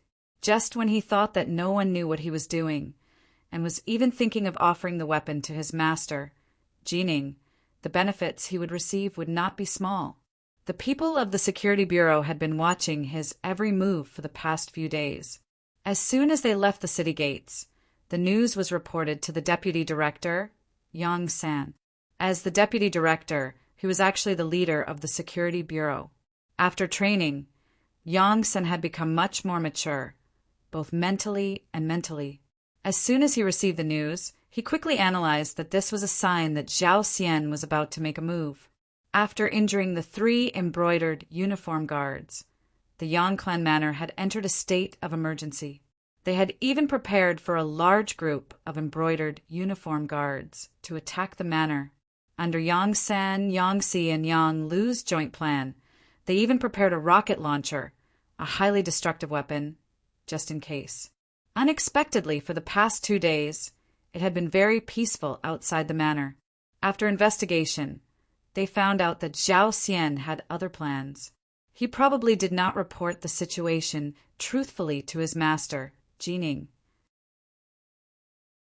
This could be seen from the fact that he had privately spent a lot of money to move the 3 injured, embroidered, uniformed guards together for treatment. He wanted to hide something and wanted to play a big game of chess. But what did he want to do? Yang San and the others were only suspicious. All they did was send people to keep an eye on him. Now that there was finally news, as the deputy director, he slapped his thigh and said, "This Zhao Xian's appetite is not small. He wants to destroy the Yang clan manor privately, but he doesn't know how much weight he has." Yang San was really angry. He had clearly seen the power of firearms, but he still wanted to bring 50 people to attack the manor. How bold was he? He must have thought that the Yang clan manor only had one such advanced and powerful firearm. It must be so. Even though his thoughts were so childish, he still dared to have such ambition. Such a person could not be left alive. Yang San immediately made the decision to take the initiative to attack and get rid of Zhao Xian and his group. He also hurriedly sent his suggestion to Yang Si and Yang Lu. 60 miles northeast of Shangshi-Yuzhou, a group of people was resting in the mountains. In order to prevent others from discovering their tracks, they did not even dare to start a fire. In the mountains, from a high vantage point, one could see the official road and the majestic Zijing Pass not far away. Naturally, they saw the Walla army knocking on the pass. Why are there enemies here? Could it be that our great Ming has fallen into the hands of the enemy? In the crowd, Zhu Qijin, who was wearing a tiger's armor, looked very miserable with his hair disheveled. At this moment, when he saw the Walla army that was breaking through the pass, there was a hint of fear and worry between his brows. Ever since he was saved by Yang Qindong, Zhu Qijin's courage had become much smaller. Along the way, he encountered a few small Walla teams. The scene of them fighting and killing the enemy made him see the fragility of human life. Even though they were all killed by the cold front led by Xiao Feng from a distance, every time they cleaned up the battlefield, when they walked up and saw the various miserable conditions of the corpses, it still hammered his heart time and time again. In the imperial court in the palace, he would sometimes receive military reports saying that there was a rebellion at a certain place, that there was an enemy at a certain place, and that many soldiers had died in the process. But that was just a number that was forgotten after hearing it. How could it have such a deep impression? He had seen too many scenes and seen too many dead people. Zhu Qijin secretly decided that he would just obediently stay in the palace in the future. It was more appropriate to leave the matters of war to the generals. An emperor who was skilled in both the pen and the sword sounded good, but it was not so easy to do it. Most importantly, he was not made for this. Along the way, Zhu Qijin saw himself more clearly. This was something that Yang Qindong did not expect. With history already beginning to change, no one knew if this change in Zhu Qijin's mental state was good or bad. It was also because of Zhu Qijin that this group did not travel very quickly. This was especially true after passing through Yuzhou and getting closer and closer to the capital. This was not because he was afraid of returning home. It was simply because he knew that he was safe. As the emperor, Zhu Qijin had begun to put on airs. In the absence of any threat to his life, his body began to rebel and display various signs of discomfort. As he walked faster, his body began to develop all sorts of small problems. They were no longer on the run, so no one could forcefully do anything to the emperor. They could only carefully accompany him. However, they had only traveled less than 100 miles in 3 days, and this was under the condition that they were riding on healthy horses. This ant-like crawling speed made Yang Qindong extremely anxious. In the battle of the Tomo fortress, Yang Qindong did not interfere too much, or perhaps it could be said that he did not have the authority or opportunity to interfere too much. Only when the situation was settled and chaos descended did he strike with lightning speed to complete his plan. Yang Qindong, who had long known what would happen, had calculated everything beforehand and made all his arrangements come into use. At present, everything seemed to be going according to plan, and everything seemed to be going smoothly. But Zhu Qijin's speed was truly beyond his expectations. If this continued, it would take at least 7 or 8 days, perhaps even longer, to reach the capital. He had always been worried about the safety of the people in the Yang clan manor, so he decided that he could not wait any longer. He had to strike ahead of time. Passively waiting had never been something that Yang Qindong was willing to do.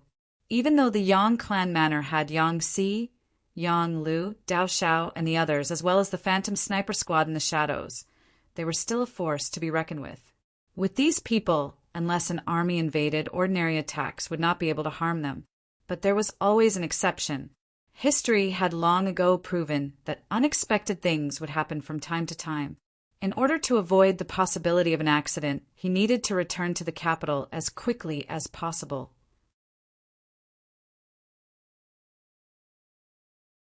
Chapter 147. Your Majesty, it has been nearly half a month since we left the Tumu Castle. We have been very safe with the protection of the mercenaries.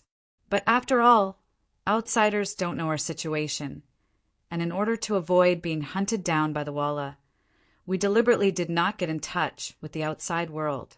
Now that so much time had passed, the situation in the capital was truly worrisome.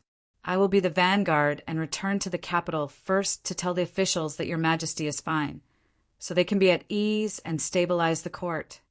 After thinking about it again and again, Yang Qindong finally decided to leave first and did not travel with Zhu Qijin, who was crawling like a snail.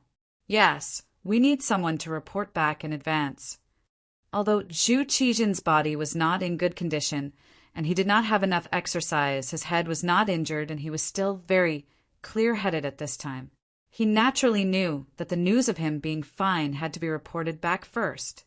Otherwise, who knew what would happen after a long time? But it was very important who to send back.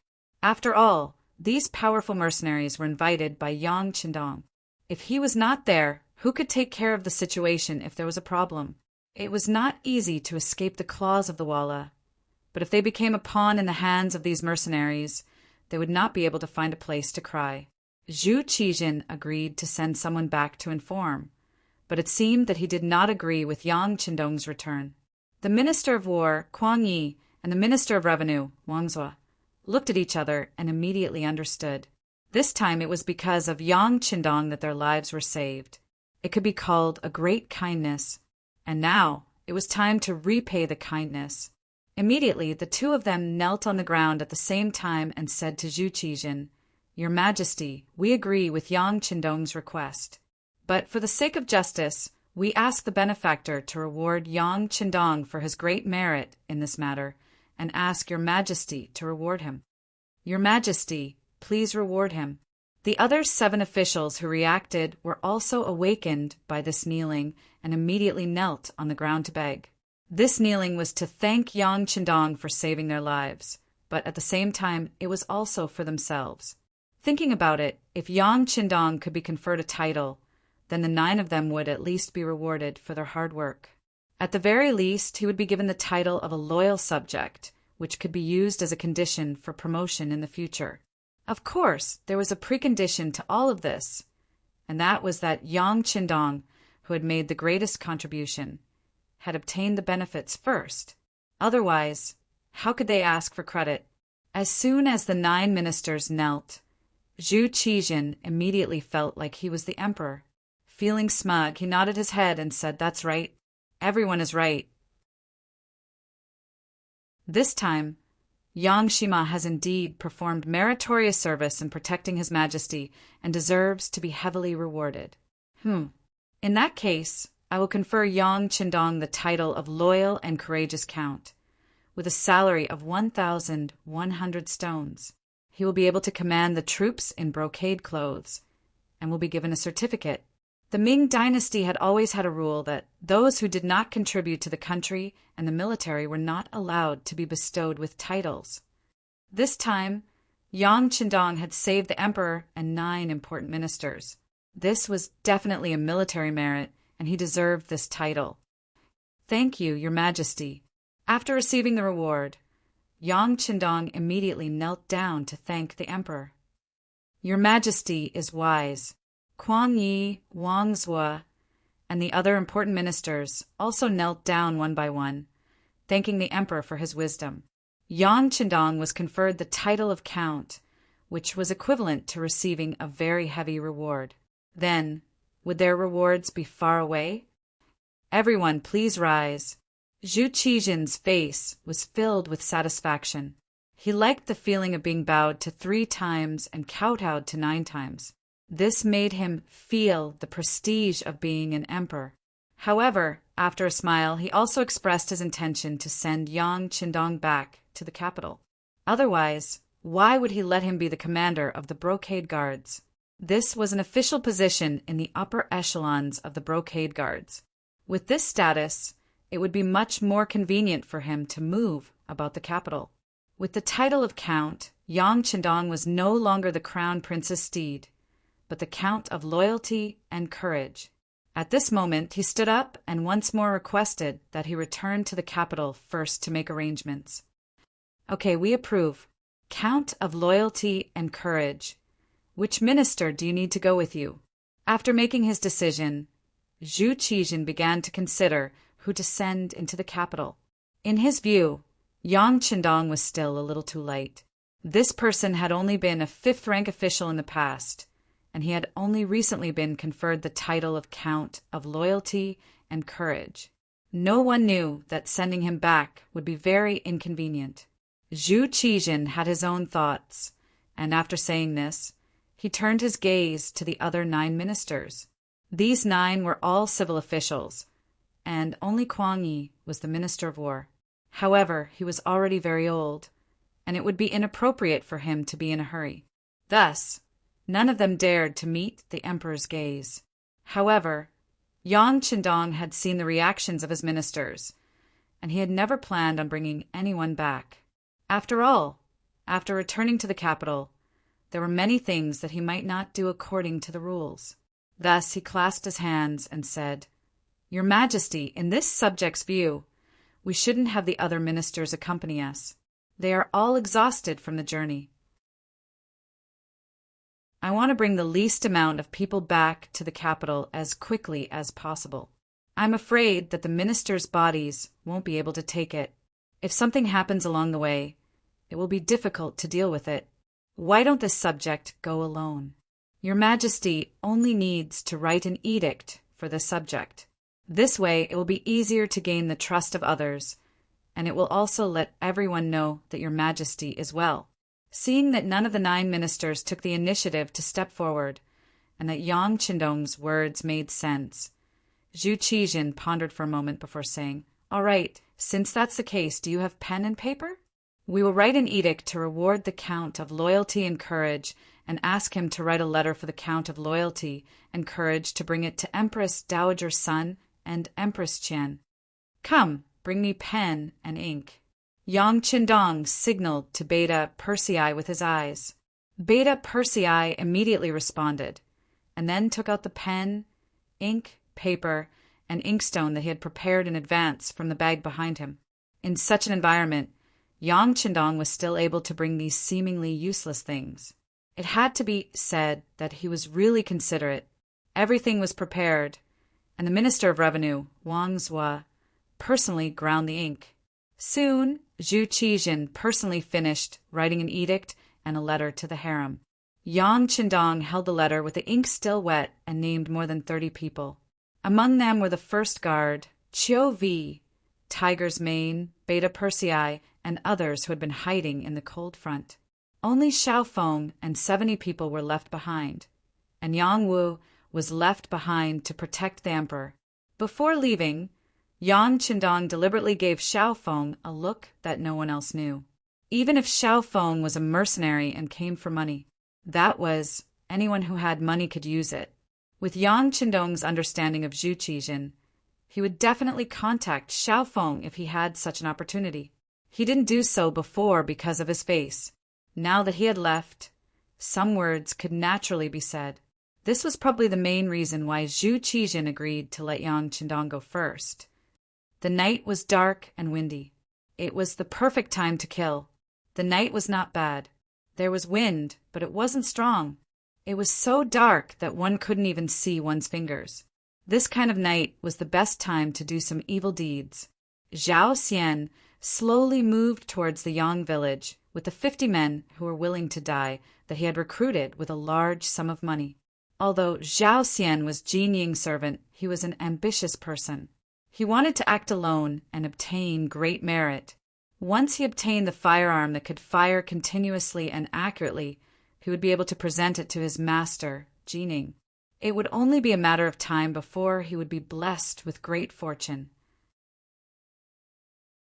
He naturally had his reasons for not reporting this to his superiors and not mobilizing a large number of embroidered uniform guards. Firstly, he was afraid that the merit would be divided. Secondly, he was worried that if too many people appeared and caused too much of a commotion, the other party would eventually destroy the exquisite firearm. If that was the case, there was no need to mobilize a large force just to destroy Yang village without their master, Yang Qindong. With the idea of obtaining great merit, Zhao Xian and the 50 people moved toward Yang village in the dark night. As they moved forward, they didn't pay much attention to concealment and formation. After all, they were at least 10 li away from Yang village. The night was so dark that they couldn't think of any reason for them to be discovered or be in danger. However, they didn't know that 3 li ahead, at a fork in the road that led to Yang village, the ghost sniper squad was waiting for them. After receiving the news that Zhao Xian was going to act, the Yang village was in an uproar. What others didn't expect was that the focus of the argument was actually who would lead the troops. The strength of an army depended on its morale. Even if it was a well-trained army, it would only be a defeated army when its morale was completely gone. Previously, there was no lack of elite troops from the Ming dynasty in the Tumu Castle. Many of them were even left behind by the Ming dynasty's Emperor Zhudi. However, after losing their morale, weren't they still unable to withstand a single blow?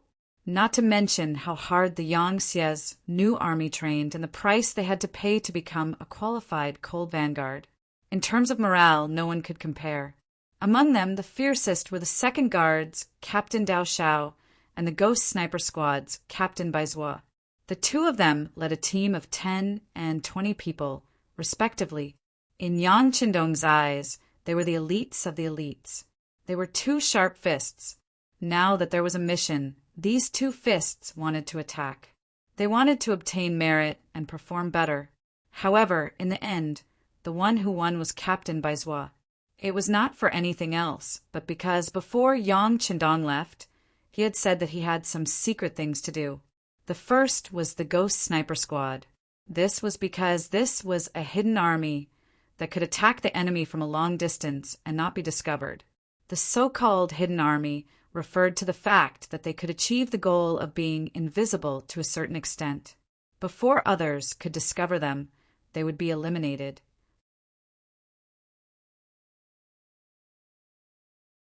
Chapter 148. This time, dealing with Zhao Xian was a secret mission. Mobilizing the Ghost Shadow Sniper Squad was the most appropriate move for this kind of mission. When Baizuo mentioned the 6th young master's message, Dao Shao had no choice but to lower his head. The advantage of the guards was in their defense. They could even block bullets for their master in times of danger. Loyalty was a must. However, they did not have the ability to wipe out the enemy in an instant. The equipment in their hands made it very difficult for them to accomplish this goal. In the end, Baizuo won the mission, and Yang Lu followed to supervise the completion of the mission. The final result still required him to personally report to Yang Qindong. This was one of the privileges of a servant. This was the meaning of the phrase, a 7th-rank official in front of the Prime Minister. After receiving the mission, Baizuo left in high spirits. Not long after, he brought his 20 team members and Yang Lu, a total of 22 people, to the fork in the road. According to their previous discussion, even if Zhao Xian and the others appeared here, as long as their goal was not in the direction of Yangjia village, they should not touch him. After all, the 6th young master was not here. It was better to avoid unnecessary trouble. In other words, Although Baizhua had made preparations, the final choice was still in Zhao Xian's hands. As long as he was not greedy, death could still be avoided. However, since Zhao Xian had seen the power of the new firearms and had made preparations for a few days, how could he not make a move on Yangjia village? Therefore, when Zhao Xian led more than 50 people to the fork in the road, he did not hesitate at all and chose the direction that led to the Yang village. The moment they took the first step, they were destined to meet a tragic end. In order to complete this mission, Baizhua had brought the most advanced weapons and equipment. Needless to say, the sniper rifle had a shooting range of up to 2 kilometers. At the same time, it was equipped with extremely advanced night vision goggles, which ensured that the light in the field of vision was not too different from the light in the day. It was still possible to see every movement of the target clearly and even every hair on their body. Under these conditions, one could imagine what awaited Zhao Xian and the others. The silhouettes of Zhao Xian and the others appeared clearly in the scope. These men in black seemed to be using the darkness of the night to disguise themselves, but in fact, every movement was magnified and could be seen clearly. Even the slight change in their eyes could be seen clearly. Ready. 3, 2, 1. Fire! As the captain, Baizhua was very calm at this time. Unlike the other teammates, he didn't need a spotter. Even though Yang Lu was crawling beside him, he was only here to observe the situation and wouldn't help anyone. Baizhua didn't need a spotter. He was still comparable to any group of subordinates. When he gave the order to shoot, according to the attack plan, the men in black walking in the last row became the first targets to be shot. Swish, swish, swish, swish! Under the silencer, several flames suddenly appeared, followed by the sound of 11 black-clothed men falling to the ground, followed by the swollen bodies. One of them didn't get hit in the vitals because the silencer would change the aerodynamic efficiency of the bullet when it was fired. This would change the speed and direction of the bullet, which would affect the sniping distance and shooting accuracy. Since he wasn't hit in the vitals, he didn't die immediately. Instead, he struggled and screamed in pain. In such a dark night, the sudden miserable screams immediately attracted the other black-clothed men to hide in all directions, like birds startled by the twang of a bow. In a situation where they did not know what had happened, there were even some who directly fell to the ground. It could be seen that they were indeed frightened. In an era where ordinary firearms were considered the most advanced firearms, the sniper rifle was something that many people had never seen before. There were no signs of life. Just a few flames lit up and people fell to the ground dead. To the ancients who did not know anything about technology, this was no different from seeing a ghost. It made their bodies tremble, and at the same time their hearts were also trembling. Once the order to shoot was given, the attack wouldn't stop unless all the enemies were eliminated. Even if these people were trembling and feeling fear from the depths of their souls, it couldn't change their fate at all. The flashes of light were like the fluttering of the world, dazzling and eye-catching. What followed was the men in black being killed on the ground one after another. No matter where they hid, whether they were standing, squatting, or lying down, it didn't change their fate of death. After the flashes of light, after only 5 rounds, only Zhao Xian was left on the battlefield. It wasn't that he hid well, nor was it that he was lucky. Leaving him alive was originally Yang Lu's request. More than 50 people were handed over to the Ghost Shadow Sniper team, leaving one person for himself to kill. This was the result that Yang Lu came to after discussing with Baizhua. They didn't want no one to know of their existence when they first appeared. Even if Zhao Xian was destined to die, it was also a kind of glory for him to know who killed him before he died. Originally, there was a group of living people around him. Although these people had cold expressions and even had a murderous aura in their eyes, they were still living people after all. It wasn't like now, where the surroundings were filled with a deathly aura and the smell of fresh blood assailed his nostrils. Zhao Xian felt as if he was living in hell. There was only deathly aura around him. Just as his eyes kept turning and his mind was blank, frightened by the scene in front of him, Yang Lu appeared from a bush and walked out. Who? Who are you? Let me tell you, my master is Lord Jining. If you dare to kill me, he will definitely not let you go. Feeling a black shadow creeping towards him in the distance, Zhao Xian's lips kept trembling as he tried to threaten the other party with a trembling voice. He was a fish on the chopping block. At this moment, Zhao Xian's voice was so weak and pale that it didn't pose the slightest threat to Yang Lu, who was getting closer and closer. With steady steps, Yang Lu walked step by step like a heavy hammer pounding on the soul. He arrived in front of Zhao Xian and raised the broadsword in his hand high. Kid, I'll give you a benefit before you die. I'll let you be a ghost that knows the truth. Since you've offended the 6th young master, death is your only fate. You're from the Yang village? No, that's impossible. Your master is already dead, and you still dare to offend Lord Jining. You're all destined to die. At this moment, Zhao Xian finally regained his senses and realized Yang Lu's identity. He then shouted hysterically. Unfortunately, no matter how much he shouted, he couldn't change the outcome. As Yang Lu raised his broadsword high and brought it down, a bloody head flew into the air. Zhao Xian was dead. When he died, his widened eyes seemed to express the unwillingness in his heart. He finally knew how powerful the Yang village was. He knew that the Yang village had more than one powerful firearm. He knew that the Yang village was not to be trifled with and was powerful. If he had another chance to choose, he definitely wouldn't have brought his men to the Yang village to steal the credit. Instead, he would have brought a large group of embroidered uniform guards to the Yang village. He didn't believe that the people of the Yang village would dare to resist against the embroidered uniform guards. Zhao Xian really didn't understand the people of the Yang village. They were soldiers of the new era and were particular about obeying orders. As long as it was an order from Yang Qindong, even if they knew that there was a sea of fire in front of them, no one would frown when advancing. Even if the Imperial Secret Service really came, what they needed to do was to actively counterattack without the slightest hesitation. Zhao Xian was dead. He died without any signs of life. As the master, Jining didn't know it all. He really had too many things to do. Wang Zhen still had many remaining supporters to deal with. After all, Wang Zhen had covered the sky with one hand all these years. Whether it was in the palace or outside, he had accumulated too much power. It would take a lot of time to get rid of them. Other than Wang Zhen, there were many people who had to be dealt with in time.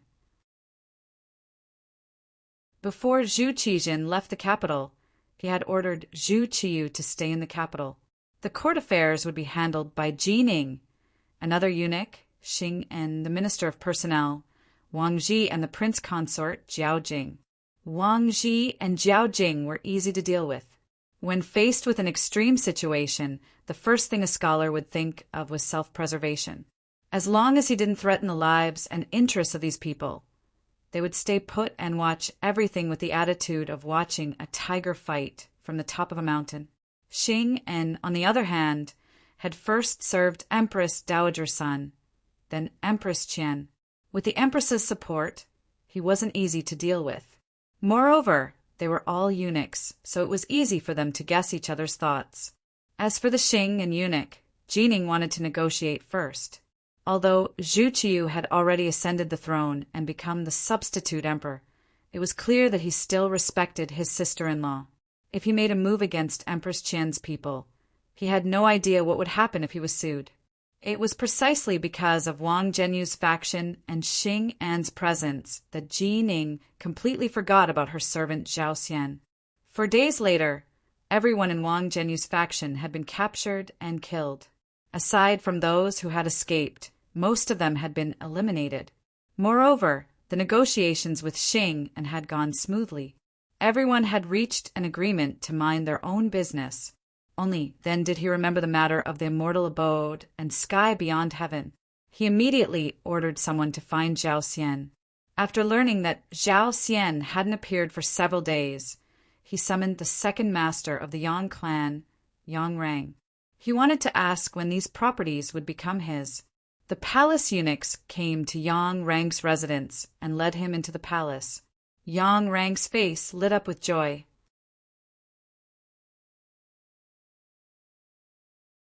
Chapter 149. He did not know that Zhao Xian had already gone to hell. He thought that he had succeeded and that Jining was going to reward him. He did not forget that the eunuch in charge had said that there would be more benefits for him. He was still looking forward to being promoted and getting rich. Yang Rang came to the palace with a trace of anticipation and excitement. The moment he saw Jining, he knelt on the ground without any bottom line and kept saying auspicious things about Jining. "All right, Lord Yang, please get up." A satisfied smile hung on Jining's face. What he loved the most was to see those high and mighty so-called pillars of the country, the aristocratic families, kneel down and salute him. It gave him a great sense of accomplishment. Yang Rang thanked him profusely and stood up again. Then he stood there respectfully with a bashful smile on his face. "Lord Yang, this time I called you here to ask you, do you know where Zhao Xian is now? And what happened when you went to the Yang village that day?" Jinying's question made Yang Rang's heart tremble. He had thought that the matter had been resolved. Unexpectedly, it was not the case at all. Zhao Xian had actually disappeared. For a moment, while he was surprised, he recounted everything that had happened at the Yang village that day. At first, Jining listened carefully. However, the more he listened, the more complicated his expression became. As the master, he knew very well what kind of person Zhao Xian was. He was a person who rejoiced in grandiose achievements. It was only because he was very loyal to him that he was still used by him. Thinking that now that he had great power in his hands, he thought that the matter that was given to him would not go wrong. However, he had never imagined that things would turn out like this. He had a feeling that Zhao Xian's life was in danger and that this matter must have something to do with the Yang village.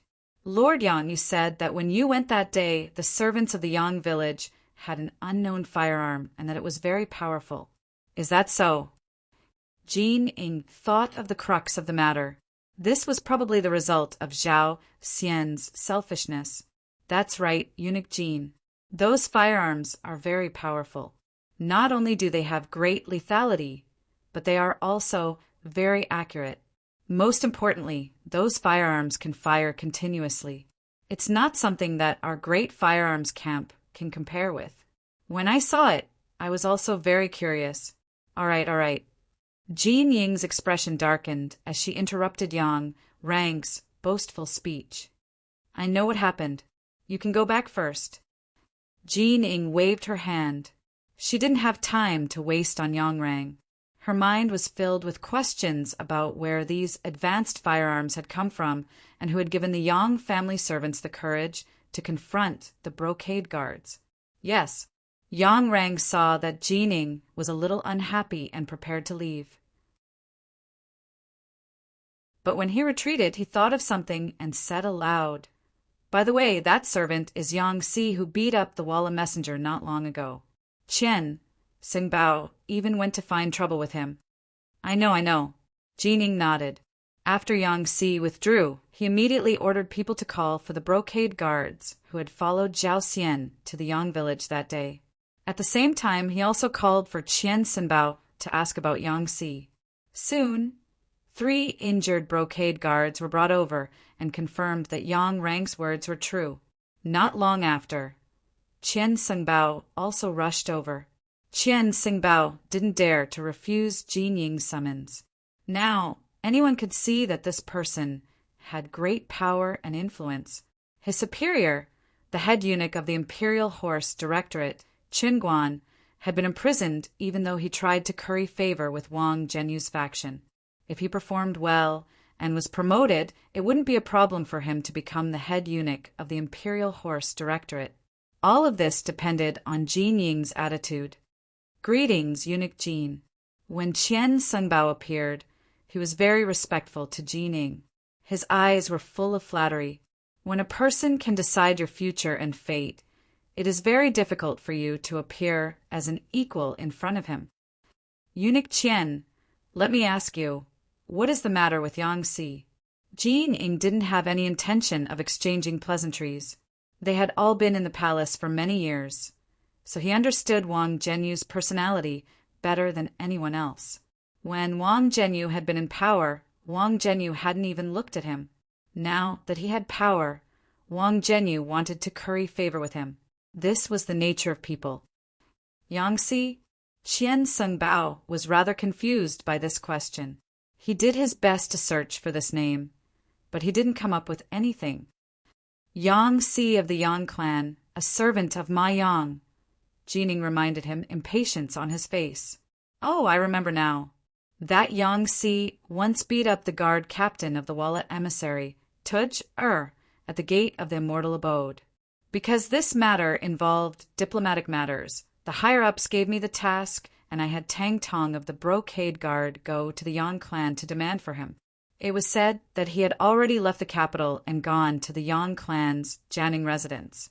Later on, because of the conflict between the Walla and our great Ming, no one asked about this matter anymore. Qian Sengbao was also confused as he answered the question. He didn't understand why Lao Jining was so concerned about a mere fifth-rank servant. He went to the Yang clan's residence. Let me tell you, a few days ago, he publicly injured 3 of my embroidered uniform guards who went to Yang village to enforce the law. Not only that, but my servant, Zhao Xian, has also disappeared. I suspect that this has a lot to do with Yangtze. As Jining spoke, he let out a soft snort, expressing the dissatisfaction in his heart. Something like that happened. Qian Sengbao had truly been shocked by this matter. Putting aside the fact that no one in the world dared to openly oppose the Brocade Guard, just the disappearance of Jin Ying's servant was a major matter. Based on this, the Yang village was doomed this time. After knowing Jin Ying's intentions, Qian Sengbao understood what he had to do next. He immediately took the initiative and said, "Don't worry, eunuch Jin. I will bring some people to the Yang clan and bring the criminal over. At the same time, I will search the place to see if I can find Zhao Xian's whereabouts." Very good. Seeing that Qian Sengbao understood his intentions, Jin Ying's expression eased. "Go ahead, but you must be vigilant. There is news that the other party has a new type of firearm with great destructive power. You must bring more people with you. Also, bring Mao Mu with you." In the past, when Wang Zhen communicated with the Yang clan, he relied on this person. Let him reason things out first. It's best not to make a move if possible. Of course, Jining wasn't someone who bemoaned the state of the universe and pitted the fate of mankind. He didn't have the slightest intention of being soft-hearted when it came to the lives of the Yang clan people. He was worried that the advanced firearm would be destroyed, so he wanted to use the method of peace talks to resolve the matter. Qian Sengbao left after receiving his orders. As he instructed someone to find Tang Tong, Qian Hu, and have him wait outside the palace with his men, he walked straight to where Mao Mu was resting. Mao Mu was the last ranked eunuch in the ceremony directorate. Previously, he had been living a very glorious life, but now he was like a rat on the street, hated by everyone. Speaking of eunuchs, there were too many differences between them and ordinary people. Their jealousy was several times greater than that of ordinary people. The thing they couldn't stand the most was others having a good time. Perhaps it was because of their bodies, but they were more passionate about power and money. Whenever they had the chance, they would always try to get some benefits for themselves. And when they had the chance to step on others, they wouldn't be soft-hearted at all. Previously, because of Yang Qindong's support, Mao Mu had been promoted several times, from a small eunuch leader to a large eunuch leader. As his status changed, he, who represented the diapers, earned a lot of money. For a period of time, other than Wang Zhen, few people dared to give him any face. But with the defeat at the front lines and the news of Ying Zong and hundreds of officials dying in battle, Mao Mu's good days came to an end. There was no one to protect him. What followed was the jealousy of all the eunuchs. Almost everyone with some ability came to him to take advantage of him. Seeing that the situation wasn't good, Mao Mu was decisive. First, he gave most of the money he had saved to Jining, drawing a clear line between him and Wang Zhen. Then, he used the rest of the money to get rid of the other eunuchs who came to make trouble for him. For a time, it could be said that he spent money like it was dirt. Only then did he manage to keep his position. Even so, his authority was no longer what it used to be.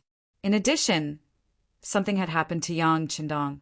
Now, he couldn't even find a source of diapers. He was completely empty-handed. All day long, he sighed in the palace. He only hated his bad fate. He had just met a wise master, and it hadn't been long before an accident happened. He really didn't know what to do.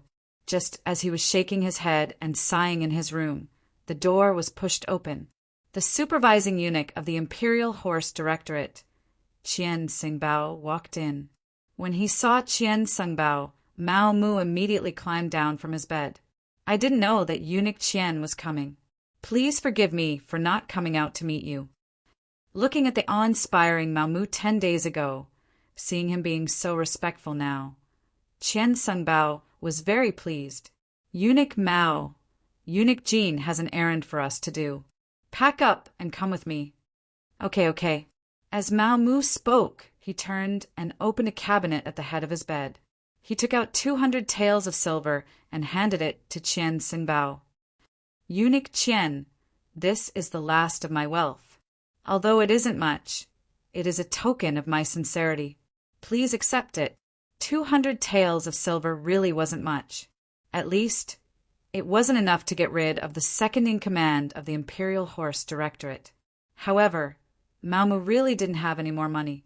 Qian Xingbao naturally wouldn't believe such words. But because Jining was still waiting for his news, time was of the essence. He decided that after dealing with the matter at hand, he would properly interrogate Mao Mu. He wasn't someone who could be beaten with just 200 taels of silver.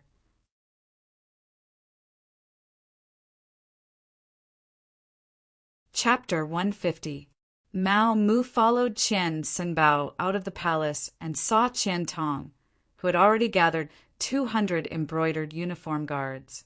When Mao Mu's gaze met Tang Tong's, there was a look of sympathy in his eyes.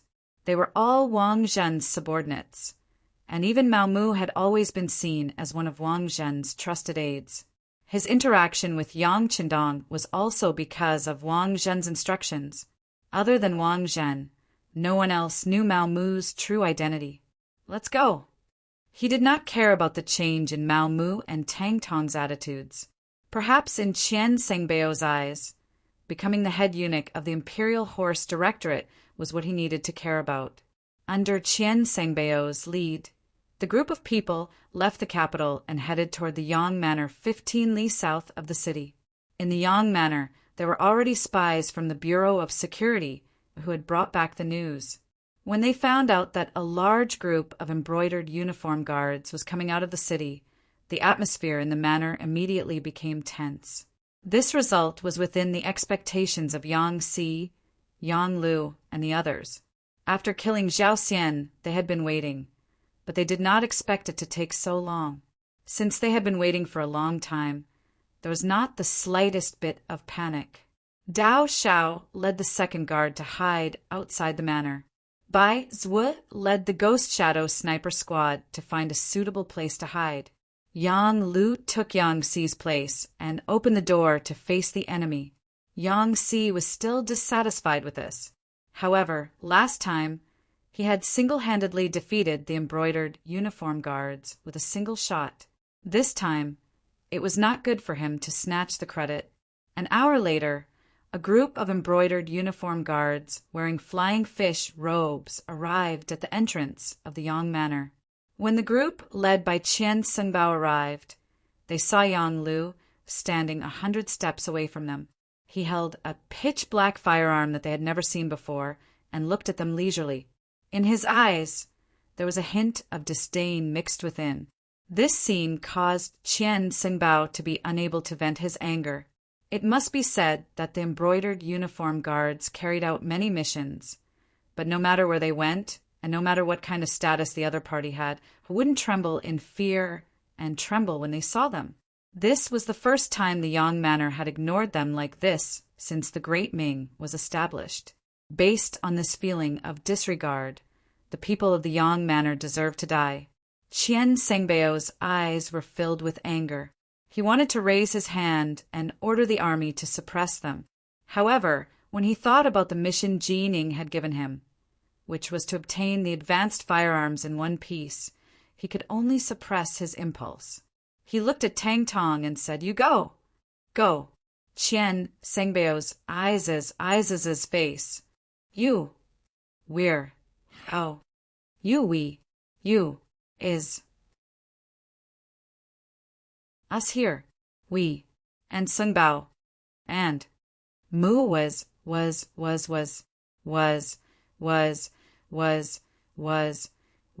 manner. Was. Ups was. A was. S. What crime did he commit? Yang Lu was ready to kill. He did not expect the other party to not attack immediately. Instead, he acted as if he was trying to reason with him. At the same time, he was a little disappointed. Naturally, he wouldn't give them a good face. When the matter involved Yang Si, he directly retorted, expressing his strong side. He hit the Walla's envoy and hurt both our countries. Qian Sungbao said. Tang Tong was still talking about the mistakes the other party had made. However, after a few sentences, he felt that something was wrong. The Walla and the Great Ming were like fire and water. Hitting the Walla's envoy was not a crime. Instead, it should be considered to have won glory for the country. Qian Sungbao could not continue. Yang Lu laughed and said, "What's wrong? You can't continue. The Walla is a villain. While paying tribute to our Ming dynasty, he actually dared to take the initiative to start a war. This kind of opponent should be beaten up. Not to mention that Yang Si brothers are not here. Even if they were, they should have done something meritorious and not wrong." This, Qian Sungbao rolled his eyes and said, "Meritorious or not, we have to bring it back and let the higher-ups decide. How about this? Brother, please step aside and allow us to find Yang Si and bring him back first. We will definitely give you an explanation. How about that?" Without an excuse, Qian Sungbao could not believe that Tang Tong still insisted on entering the manor. Everyone knew about Sima Zhao's personality. Needless to say, Yang Lu shrugged and spread his hands to show his refusal. "You go." Qian Sungbao, who was behind, saw Qian Sengbao's clumsy expression. He was naturally very angry that he had messed up the matter. He pointed at Mao Mu and instructed him to persuade Yang Lu. Mao Mu, of course, did not want to go. No matter what, Yang Qindong had done him a favor. Now that he was no longer around, he was unwilling to be a villain. However, this was not Qian Sengbao's idea. It was Ji Ning's idea. An arm could not win against a thigh. He had no other choice. Mao Mu reluctantly walked out from the crowd. His face was ashen as he walked to Tang Tong's side. As soon as Mao Mu appeared, Yang Lu's eyes were filled with suspicion. He stared into Mao Mu's eyes. Outsiders did not know about the relationship between Mao Mu and the sixth young master. But as a servant of the Yang family, he was very clear. Before the sixth young master left, he had instructed the security bureau to pay attention to Mao Mu's performance. At the same time, this was also a test. If Mao Mu could pass this test, he would definitely be put in an important position. On the other hand, if Mao Mu was a traitor, they would not mind getting rid of him and replacing him with someone else. Sensing Yang Lu's questioning gaze, Mao Mu hurriedly lowered his head. "We're here to look for Yang Si. If he's here, then hand him over. If you insist on not handing him over, then I'm afraid we'll force our way into the manor. Let me ask you, can you stop 200 of us by yourself?" Mao Mu's words were interrogative. However, if one listened carefully, it was as if he was telling Yang Lu that they would definitely enter the manor for an inspection today. Yang Lu should quickly think of a countermeasure. When Yang Lu heard Mao Mu's words, his expression was no longer as fierce as before. Since Mao Mu still had the heart to side with the Yang family manor, it would naturally not be good for him to target him. He immediately rushed towards Qian Xingbao, who was in the midst of the embroidered uniform guards, and said, "I will stand right here. Unless there is an imperial edict from Emperor Zong, no one is to take a step into the manor for no reason. If anyone dares to do so, then I'm sorry, but the weapon in my hand is not something to be jealous of." As if to intimidate, Yang Si raised his hand and fired the 95 style. His action was exactly the same as when Yang Si had blocked Zhao Xian. Bah! The moment the gunshot rang out, the embroidered uniform guards in front of him became chaotic. Qian Xingbao, who was hiding in the crowd, felt his eyes light up. After receiving the mission, he knew that the biggest goal of this trip was this advanced firearm. Now that it was in front of him and he had seen it with his own eyes, he was very excited. However, at the same time, he was somewhat nervous. The 3 injured, embroidered uniform guards flashed in front of him. Qian Xingbao, who did not know how many times this firearm could be fired, would not take the initiative to take the risk. On the contrary, he valued his own life very much. It was because of this that he had already made preparations for this trip. He waved his large hand behind him, and a group of 50 embroidered uniform guards holding fire barrels, also known as fire barrels, appeared. They held primitive bronze fire barrels in their hands, and they appeared at the front of the group. This type of fire barrel was lighter and more agile than the earliest firearms. The barrel was slender, and the front was cylindrical, and it could be used to store bullets. The medicine room was bulged in the shape of a ball, and there was a fire door on the wall for a fuse to ignite the fire. The tail end was hollow, and there was a wooden handle, making it easy for the shooter to control. Torches were quickly lit, and 50 embroidered uniform guards held torches and looked forward, as if they were ready to light the fire barrels at any time. The sudden hostility caused the atmosphere to drop to a freezing point. Mao Mu and Tang Tong, who were standing in the middle of the field, were so scared that they fell to the ground. They did not know the power of the firearm in Yang Lu's hands, but they had seen the power of the fire barrels in the hands of the embroidered uniform guards behind them. If the guns were fired randomly, there was no telling where the target would be. If they still dared to stand in the middle, they would undoubtedly become living targets. Whether the 2 of them were afraid of death or of being accidentally injured, they simply lay on the ground. In comparison, Yang Lu stood there with the 9.5 style as if nothing had happened. He didn't show the slightest bit of fear because of the appearance of these fire cylinders. On the contrary, his eyes were full of radiance. It was as if he wanted to experience the power of these cylinders. Qian Xingbao saw Yang Lu's behavior and was naturally very dissatisfied. He actually could not scare the other party. It seemed that simple intimidation had lost its meaning. He had to be serious. He thought that as long as he could kill Yang Lu from a distance, he would be able to obtain the advanced firearm. Then, the mission that Jining gave him would be considered completed. He immediately shouted, "Everyone listen up. The target is straight ahead. If anyone resists, kill without mercy." The reason why he had to go first instead of shooting first was obviously because the power of the flamethrower couldn't reach that far. He wanted to shorten the distance between them. As long as he reached the effective range, he wouldn't hold back. It was because he knew the effective range of the fire barrels that Yang Lu was so fearless. Now that he saw the other party's troops moving forward, he raised his gun and let out a deafening gunshot. "Stop where you are. Otherwise, I will shoot whoever dares to move forward." His voice was loud and clear, firm and powerful. It represented Yang Lu's current mood. However, the embroidered uniform guards didn't really stop. Qian Xingbao had given a strict order and was supervising the battle from the rear. If any of them dared to stop at this moment, they would be punished by military law. Before they saw the power of the new firearm, who would dare to stop?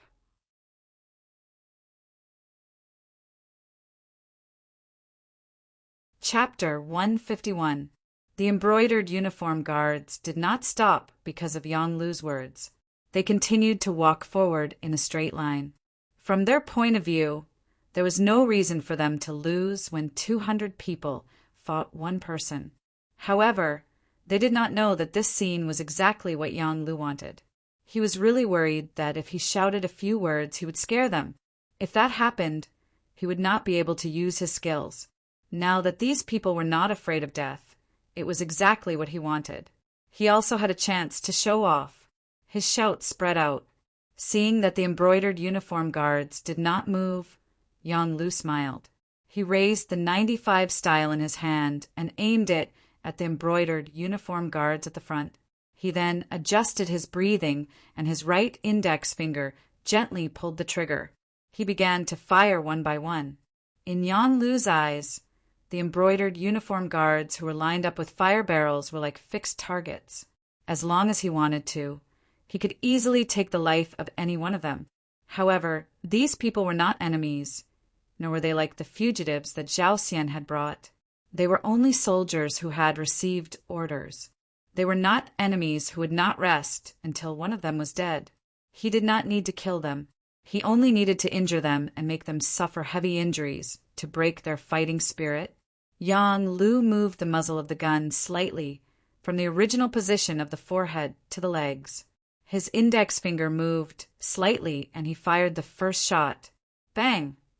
The second shot rang out. The spinning bullet flew forward and whistled through the air. It directly drilled into the right leg of an embroidered uniform guard. The bullet entered the flesh and brought about a huge impact. The moment it came into contact with the blood, there was a splash of blood. Next, a figure fell to the ground. Along with him was the green fire barrel that was originally in his hand. Bang, bang, bang. All of this was just the beginning. Following Yang Lu's continuous movements of his index finger, the embroidered uniform guards in the front row fell to the ground, one after another. The extremely fast speed and accurate hit rate caused the embroidered uniform guards in the front row to become a complete mess. There was no one who wasn't afraid of death, especially when they knew that they were going to die. Even the embroidered uniform guards' morale began to waver. Some directly ran back. Some took the initiative to lie down on the ground, and some had already lit their barrels and poured out the gunpowder. As for whether they could hurt Yang Lu or not, they no longer cared. 7 shots were fired, and after taking down 7 armed embroidered uniform guards, the entire formation fell into chaos. Qian Xingbao, who was sandwiched in the crowd, was also completely frightened by this scene. The scene of Yang Lu shooting at the embroidered uniform guards flashed in his mind. From this, he concluded that the other party's firearms were indeed very advanced. Once Jin Ying obtained them, who in the world would be a match for him? If he could hold such a powerful weapon in his hands, whether he gave it to Jin Ying or kept it for himself, it would become the most powerful weapon he could use to intimidate others. Overjoyed, he ignored the chaos in the formation and shouted to the front, let's go together. What are you afraid of? No matter how powerful he is, he can't kill all of us. Whoever rushes to the front and takes the firearm will be rewarded with 1,000 taels of silver and a promotion of 3 ranks. In order to achieve his goal, Qian Xingbao made a heavy promise. With a heavy reward, there were bound to be brave men. With this shout, many of the embroidered uniform guards who had been running back stopped in their tracks, thinking of how to make a name for themselves. Some of them made a fierce sound, turned around, and ran in Yang Lu's direction. The sudden change was noticed by Yang Lu. Naturally, he wasn't afraid of 8 or 10 people with one gun, but with so many of them charging at him together, he probably wouldn't even have the time to reload his gun. Originally, he wanted to be like Yang Si and fight the enemies alone. But now it seemed that he had underestimated the willpower of these embroidered uniform guards. He couldn't help but start to retreat. At the same time, he made a gesture with his right hand behind his back, telling the Ghost Shadow sniper team hidden inside the Yang village to prepare to attack. Charge! Seeing that Yang Lu had started to retreat, the embroidered uniform guards couldn't help but be overjoyed. They seemed to have seen the light, saw the hope, and also saw that promotion and wealth were right in front of them. In the Yang village, Bai Zhuo and the other 21 people were lying on the roof, each looking for the best angle to shoot. They were just waiting for the embroidered, uniform guards to run into their shooting range to kill them. As the embroidered uniform guards approached step by step, the atmosphere became very tense. A big battle could break out at any time. Once the ghost shadow sniper team attacked, the scene would be filled with corpses. It would also mean that the Yang village and the great Ming dynasty had completely broken off. At this moment, everyone's hearts were thumping. They were nervous and excited. Bam, bam, bam. Just when the embroidered uniform guards were 200 steps away from the Yang village, and Bai Zhuo was about to give the order to shoot, a series of intense gunshots suddenly rang out from behind them. This sudden gunshot also shocked the ghost shadow sniper team, who were ready to shoot. Captain Bai Zhuo didn't understand. They had agreed to attack first, and Dao Xiao and the second guard would finish them off. Why did they attack first? Captain, are we going to attack? One of the ghost shadow sniper team members couldn't suppress the excitement in his heart and quietly asked Bai Zhuo, "Wait a minute, don't shoot first." Bai Zhuo looked at the Yang village's main gate in confusion. Then he took out his high-powered binoculars. When he looked at it, his expression became very excited. "Tell everyone, don't shoot without orders. The 6th young master is back." Yang Qindong was indeed back. He led more than 30 people and rushed over. One man and 2 horses didn't stop to rest. Finally, they arrived at the Yang village at the last moment.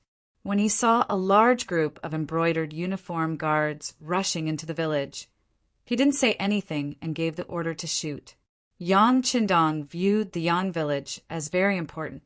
Otherwise, he wouldn't have left Zhu Qijin in such a hurry and rushed back first. He definitely wouldn't allow anyone to threaten the safety of his village and the lives of the people in the village. After Yang Qindong gave the order, the 30 people following him naturally wouldn't be polite. They raised their guns and roared. The unprepared embroidered uniform guards behind them quickly fell. This also scared Qian Xingbao, who was in the crowd. He didn't understand where these people came from and how they actually dared to attack the embroidered uniform guards. Did they still have the law in their eyes? When he looked back with a puzzled heart, he saw a group of Ming dynasty soldiers wearing Mandarin duck battle jackets. The people who came were actually Ming dynasty soldiers, which made Qian Xingbao even more surprised. Since when did ordinary soldiers have the guts to attack the embroidered uniform guards? Moreover, where did those advanced firearms in their hands come from? In order to find out the reason, he ordered all the embroidered uniform guards to stop moving. He brought a few of his trusted subordinates and walked towards Yang Qindong at the back. At this time, Yang Qindong also gave the order to stop shooting. He wanted to see who couldn't help but attack the Yang village after he left. Of course, no matter who it was, he would make them pay the price in blood. As Qian Xingbao strode over, he naturally saw Yang Qindong in the crowd. Although he was dressed differently from his usual azure robes, who in the capital didn't know of the Dong Shuai? Yang Qindong? It's actually you? Impudent! Who are you? How dare you call my family's name directly? Tiger's Mane, who was riding on a horse, had a cold look in his eyes. The muzzle of the pistol on his wrist was naturally pointed at Qian Xingbao's chest. Haha, you're just an insignificant 5th-rank official. You really don't enter this eunuch's eyes. My family's Qian Xingbao is the supervising eunuch of the Imperial Horse Directorate. Qian Xingbao reported his name amidst the laughter. According to his calculations, Yang Qindong would definitely dismount and greet him after he reported his name. After all, the group of eunuchs in the Ming dynasty always had great power, especially since he was one of the famous eunuch leaders. Naturally, the other party would cater to him. However, Qian Xingbao was destined to be disappointed. After he introduced himself, Yang Qindong acted as if he didn't hear him. On the contrary, he stared at him with a sharp gaze and asked, "This uncle is asking you, why did you step into the Yang family village to commit murder?" "This uncle? You, aren't you the crown prince's horse protector?" Qian Sengbao was shocked by Yang Qindong's identity and asked with a puzzled expression, "This uncle is asking you why you came to the Yang family village to commit murder. Don't you understand human language?" Yang Qindong didn't have the slightest intention of answering. When he saw that the other party wasn't answering his question, he raised his right hand and fired a shot. It hit Qian Sengbao right below his right leg, causing him to kneel on the ground with a plop. No one would have thought that Yang Qindong would make a move just like that. He was still asking questions. The other side had already fired a shot and hit Qian Sengbao right below his right leg, causing him to kneel on the ground. If one looked carefully, it wasn't difficult to see that the direction he was kneeling in was where Yang Qindong was. Clang! When their master was humiliated, a few of Qian Sengbao's personal embroidered uniform guards immediately pulled out their embroidered spring swords. They looked like they were eager to rush up at any time. However, before they could do anything, Qiu Vi and the other guards had already raised the 95 style. Under the continuous firing of their guns, the few fierce-looking embroidered uniform guards all fell to the ground. Everyone was shot in the forehead and couldn't be more dead. Compared to Yang Qindong's previous warning, Yang Qindong didn't have any intention of leaving anyone alive. After a few gunshots, no one around Qian Sengbao was able to stand. This scene also frightened the supervising eunuch. He endured the pain from his leg and said repeatedly, "Spare my life. Dong Shuai, spare my life. I came to the Yang family village under the orders of eunuch Jining." Jining? He, that outdated old eunuch? Hearing that he came under the orders of Jining, Yang Qindong's eyes flashed with anger. After knowing the culprit, he lost interest in continuing to talk with Qian Sengbao. After shaking his head casually, the considerate tiger's mane on the side casually shot Qian Sengbao.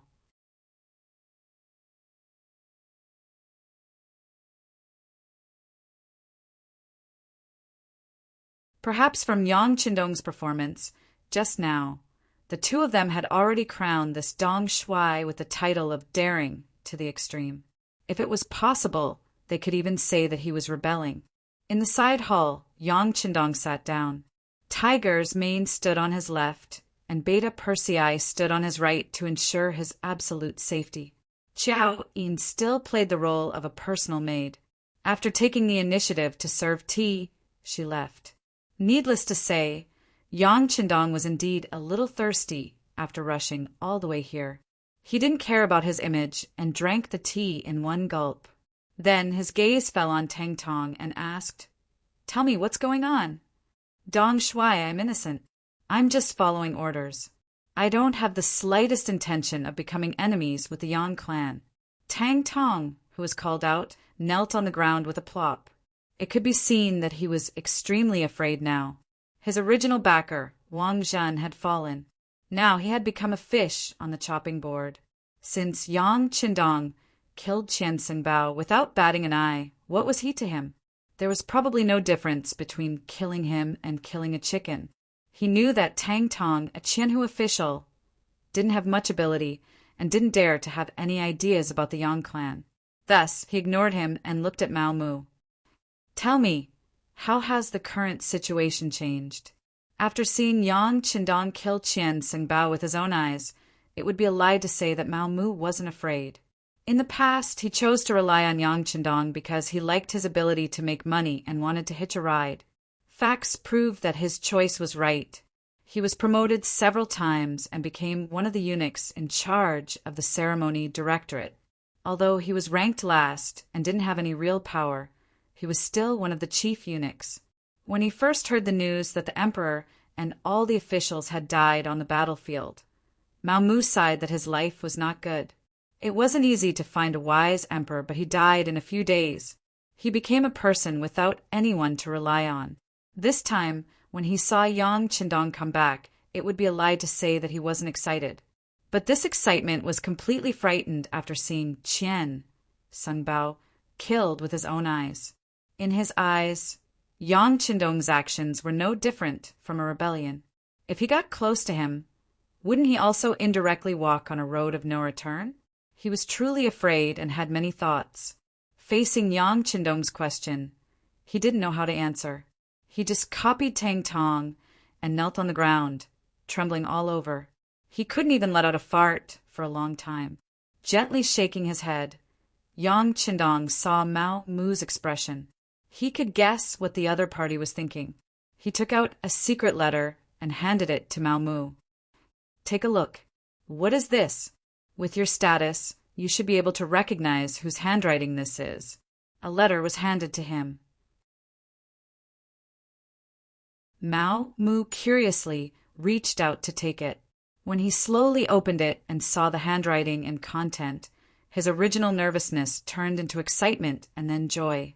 He immediately kowtowed heavily to the ground. This little one greets Uncle Zhongdan, greets Uncle Zhongdan. When Yang Qindong saw this scene, he couldn't help but sigh in his heart. It seemed that there were still many things that he needed to do. Even Mao Mu, who had a close relationship with him and had even recognized him as his master, believed in imperial power so much. If he really declared himself king, there probably wouldn't be many people in the world who would sincerely respond to him. Even if he relied on advanced weapons to become king, it was a situation that was formed under pressure. It wasn't a situation that he sincerely submitted to. While Yang Qindong was still sighing, Tang Tong, who was kneeling on the ground at the same time, had a strange look in his eyes. He didn't understand why eunuch Mao had such a huge change. As if sensing Tang Tong's confusion, Mao Mu handed the letter to him and said, "Take a look. This is a reward from the emperor. It is definitely written by Ingzong." After receiving the letter, Tang Tong looked over and quickly kowtowed to the ground. At the same time he shouted, "This official greets Uncle Zhongdan, greets Uncle Zhongdan. Okay, both of you get up. Now, you can clearly explain the situation in the court to this uncle." After revealing his trump card, Yang Qindong had won the trust of the two. With Zhu Qijin's personal handwriting, Mao Mu naturally didn't have any psychological burdens and began to speak of everything he knew. Occasionally, Tang Tong would add a few words.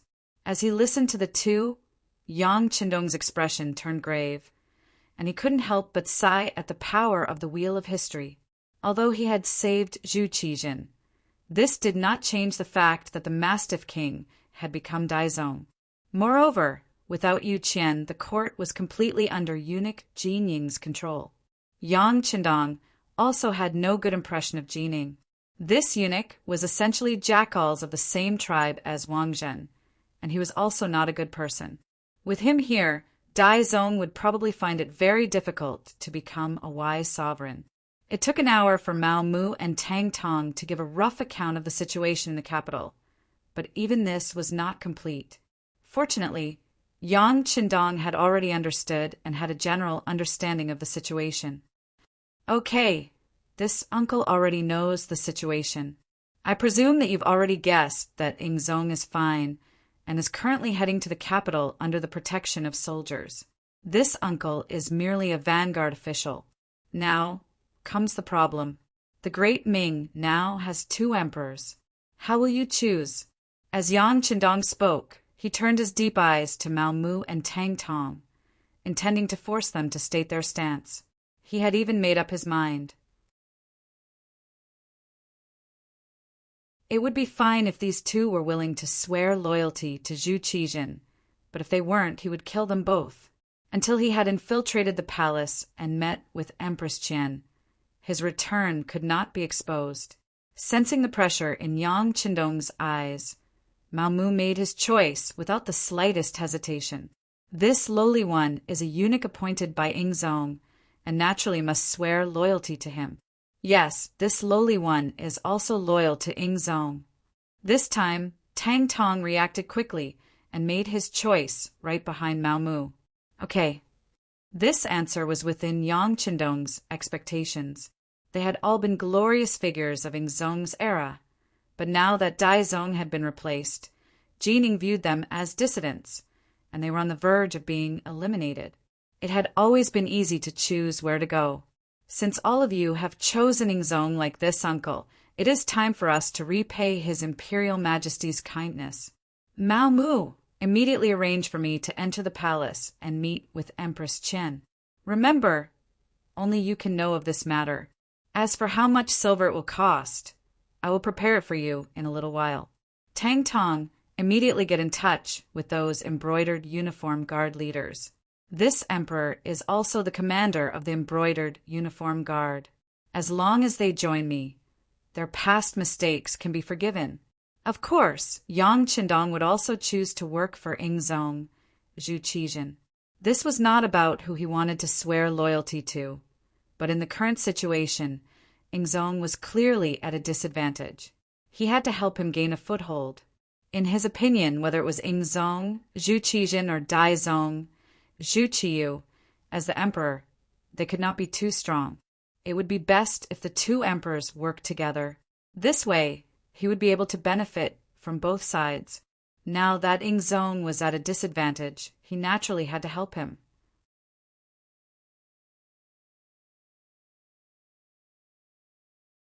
Chapter 153. Mao Mu and Tang Tong left happily after they got the job. Before they left, the two of them each got a few boxes of silver. This was the working capital that Yang Qindong gave them. Without money, it would be difficult to do anything in this world. When the two of them left, they naturally patted their chests and promised that they would do a good job. As for Qian Sengbeo's death, they followed Yang Qindong's words and said that he was searching the Yang family manor. He said that he did not see any new firearms and was looking for them. As long as the news could be delayed for half a day, Yang Qindong could naturally do a lot of things. Mao Mu and Tang Tong left happily. Hu Yan, Qiao Yin, and the other girls also walked from the back hall to the side hall. They all looked at Yang Qindong with happy eyes. Except for seventh sister Yang Duo, the other girls' eyes were shining. They looked like they couldn't wait to throw themselves into Dong Shuai's arms and be comforted. After so many days without a woman by his side, Yang Qindong's body also had needs. But he knew that there were too many things that needed to be done now. He would have to wait until night to talk about love. He could only suppress the impulse in his heart and smiled at the girls. You can rest assured. This young master is very good. I didn't get hurt at all. Later, when the situation stabilizes, I will talk to you one by one. For now, young master, Yang San is here. He is waiting in your study. Tiger's Mane walked into the side hall at the right time. His appearance helped Yang Qindong out of the situation and also found a suitable excuse for temporarily leaving. Okay, this young master will go right away. After Yang Qindong finished speaking to Tiger's Mane, he showed an apologetic smile to the girls. Then he got up and went to Huyan's side. He reached out and gently stroked her slender jade hand. Thank you for your hard work. Having her little hand grabbed by Yang Qindong in front of everyone, Huyan's little heart had long failed to live up to her expectations and was beating rapidly. Her little face was blushing and her head was almost buried in her neck. She didn't even know when Yang Qindong left. She only remembered that Qiao Yin and the other girls came to her side and laughed at her for a while, making her even more embarrassed. In the study, Yang San rushed back from the capital after learning that the young master had returned safely. At the same time, he brought more detailed information about the capital. Flipping through page after page of accurate information obtained by the Security Bureau, Yang Qindong had a clearer understanding of the situation in the capital. Jining had indeed served several emperors. Once she gained power, her methods were very impressive. In an extremely short period of time, she had roped in many old officials for her use. From the looks of it, once Ingzong returned to the court, the situation would become even more complicated. Among all the information, there was one that caught Yang Qindong's attention. That was that the eunuch Xing En, who was serving Empress Qian and had followed Empress Dowager Sun and led the harem, had actually reached an agreement with Jining. This was also thanks to the Security Bureau being willing to spend money to obtain such important information. However, even Mao Mu probably didn't know about this information. Thinking about how Mao Mu, who did not know, might enter the palace to contact Xing and then discuss his meeting with Empress Qian, Yang Qindong's expression changed. He decisively decided to change his previous plan. He looked at Yang San and asked, "Let me ask you, is it possible to contact Empress Qian without anyone noticing?" After some thought, Yang San gave Yang Qindong an answer. "It's possible. We bribed one of the Empress Palace maids, but if we do this, the spies we've spent so much money on will be exposed. It's fine. If they're exposed, they're exposed. In the future, we'll just spend money to plant more spies. How about this? Immediately get in touch with that palace maid and then..." Mao Mu excitedly returned to the capital and entered the imperial palace. Just as Yang Qindong had guessed, he went to find Xing and the chief eunuch serving the empress. As the chief eunuch serving the empress, Xing had 40 eunuchs under his direct command, and there were countless eunuchs under these 40 eunuchs. Unlike the eunuchs serving the emperor, Xing An's authority was mainly in the harem. If the empress had too much power, then the chief eunuch in the harem could be on par with some of the chief eunuchs serving the emperor. From how Yingzong allowed Xing and Jining to assist him on this expedition, one could see his status. However, because Empress Qian wasn't keen on power, he wasn't as awe-inspiring as Jining. Even so, other eunuchs couldn't meet him just because they wanted to. Fortunately, Mao Mu was originally the eunuch in charge of the ceremony directorate. In addition, he had spent a lot of money to send a message to Xing and allowing the two to meet. "So it's Eunuch Mao. But why aren't you working in the ceremony directorate? Why have you come to this duke's place?" They met, but Xing An's attitude wasn't good. He spoke in a condescending tone. "Eunuch Xing, this lowly one has come to discuss something important with you. Please dismiss your attendants." Mao Mu saw that there were 2 other eunuchs in the room and spoke carefully. Xing and was about to bring a cup of tea to his mouth when he heard this and was startled. He carefully looked at Mao Mu and saw that he wasn't faking it. He thought that Mao Mu wouldn't dare to harm him here, so he lazily waved his hand, leaving only the 2 of them in the room.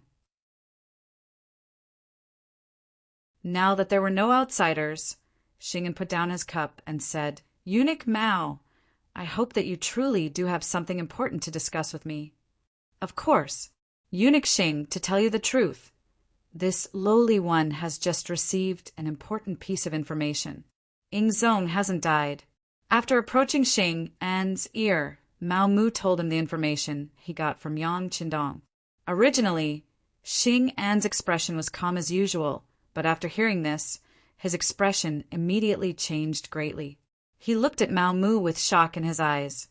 What did you say?" "Yingzong is still alive, and he's heading toward the capital," Mao Mu said in an excited voice, a look of pleasant surprise on his face. "Where did you get this information?" Xing An's face was red, but he didn't know if it was because he was excited or for some other reason. Mao Mu didn't think too much at this moment, nor did he know that Xing had already reached an agreement with Jining. One of them was in the imperial court while the other was in the harem. Both of them minded their own business. He thought that Xing had this expression because he was happy, so he said, "I can't say where it came from yet. Someone is a vanguard sent back by Yingzong. He wants to meet with the empress first, and Eunuch Xing needs to arrange it." Hearing that the vanguard was sent back, Xing An's eyes flickered continuously. His somewhat gloomy eyes emitted a sinister glint. "All right, I will personally arrange this matter. Just tell me when he might enter the palace." Mao Mu had come happily and left satisfied. Xing An's last few words were about this matter. He would definitely tell the empress his role in this matter. In this way, his meteoric rise was just around the corner. After Mao Mu left, Xing hurriedly left the harem and went straight to Jin Ying's office. But what he didn't know was that just as he left, Two palace maids left the Empress's palace together. Xing An's sudden arrival naturally attracted Jin Ying's attention. Currently, there was still a pile of matters to deal with in the imperial court. He really didn't want to have any disputes with Xing An right now. Of course, once he grasped the overall situation, no one knew what he would do. In the secret room, Xing An told Jin Ying the news he got from Mao Mu. As expected, it gave her a big fright. Eunuch Xing, this matter can't be taken as a joke. General Shi Hung said that Ing Zong and hundreds of officials died in the battle, and his body has been found. How could there be another Ing Zong? Jin Ying thought of everything that Shi Hung reported in the imperial court that day and said in a doubtful tone, "Yes, I don't really believe it either, but Mao Mu said it with certainty. Otherwise, Eunuch Jin can capture Mao Mu and ask him." Xing An also wasn't too sure, so he wanted to capture the eunuch who told them the news and torture him. Then he would have no choice but to say it. After hearing this, Jin Ying was a bit tempted, but then she shook her head. No rush. If we capture Mao Mu now, I'm afraid that the so-called vanguard won't dare to appear rashly. Let's do it like this. Everything will go according to the plan you discussed before. Once the vanguard appears, we'll capture him and then interrogate him about whether Ing Zong is still alive. If he's lying to us, then it's no big deal. But if he's alive, then we'll put him under house arrest. When the time comes, we'll inform Daizong. This will be a great merit. When that time comes, will we be left out of the benefits? Good. Eunuch Jin's thoughts are thorough. Thinking about how he could use this opportunity to make a good contribution in front of the new emperor, Xing An's face was filled with excitement. Although it was true that he was the head eunuch by Empress Qian's side, the emperor had already been replaced, and the empress would be replaced sooner or later. When that time came, he would have to make plans as early as possible. This was also why he took the initiative to tell Jin Ying this matter. This was to pave the way for future matters. Mao Mu was still waiting. When the time came, he would bring Yang Qindong to meet with Empress Qian in private. But before the main person appeared, a young eunuch appeared first. Eunuch Mao, the sixth young master has a message for you. Immediately leave the palace with me. Who are you? Mao Mu asked warily when he saw that the young eunuch was unfamiliar. Eunuch Jin, don't worry about who I am. All of this was arranged by the sixth young master. He said that what you did has been exposed. Soon, a great disaster will befall you. Come with me now. The eunuch who came also had an anxious look on his face. He was taking a huge risk by doing this.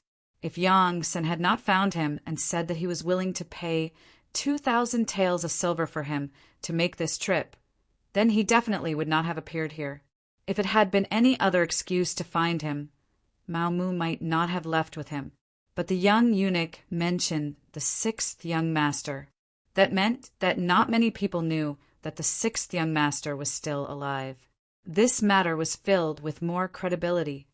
All right, I'll go with you.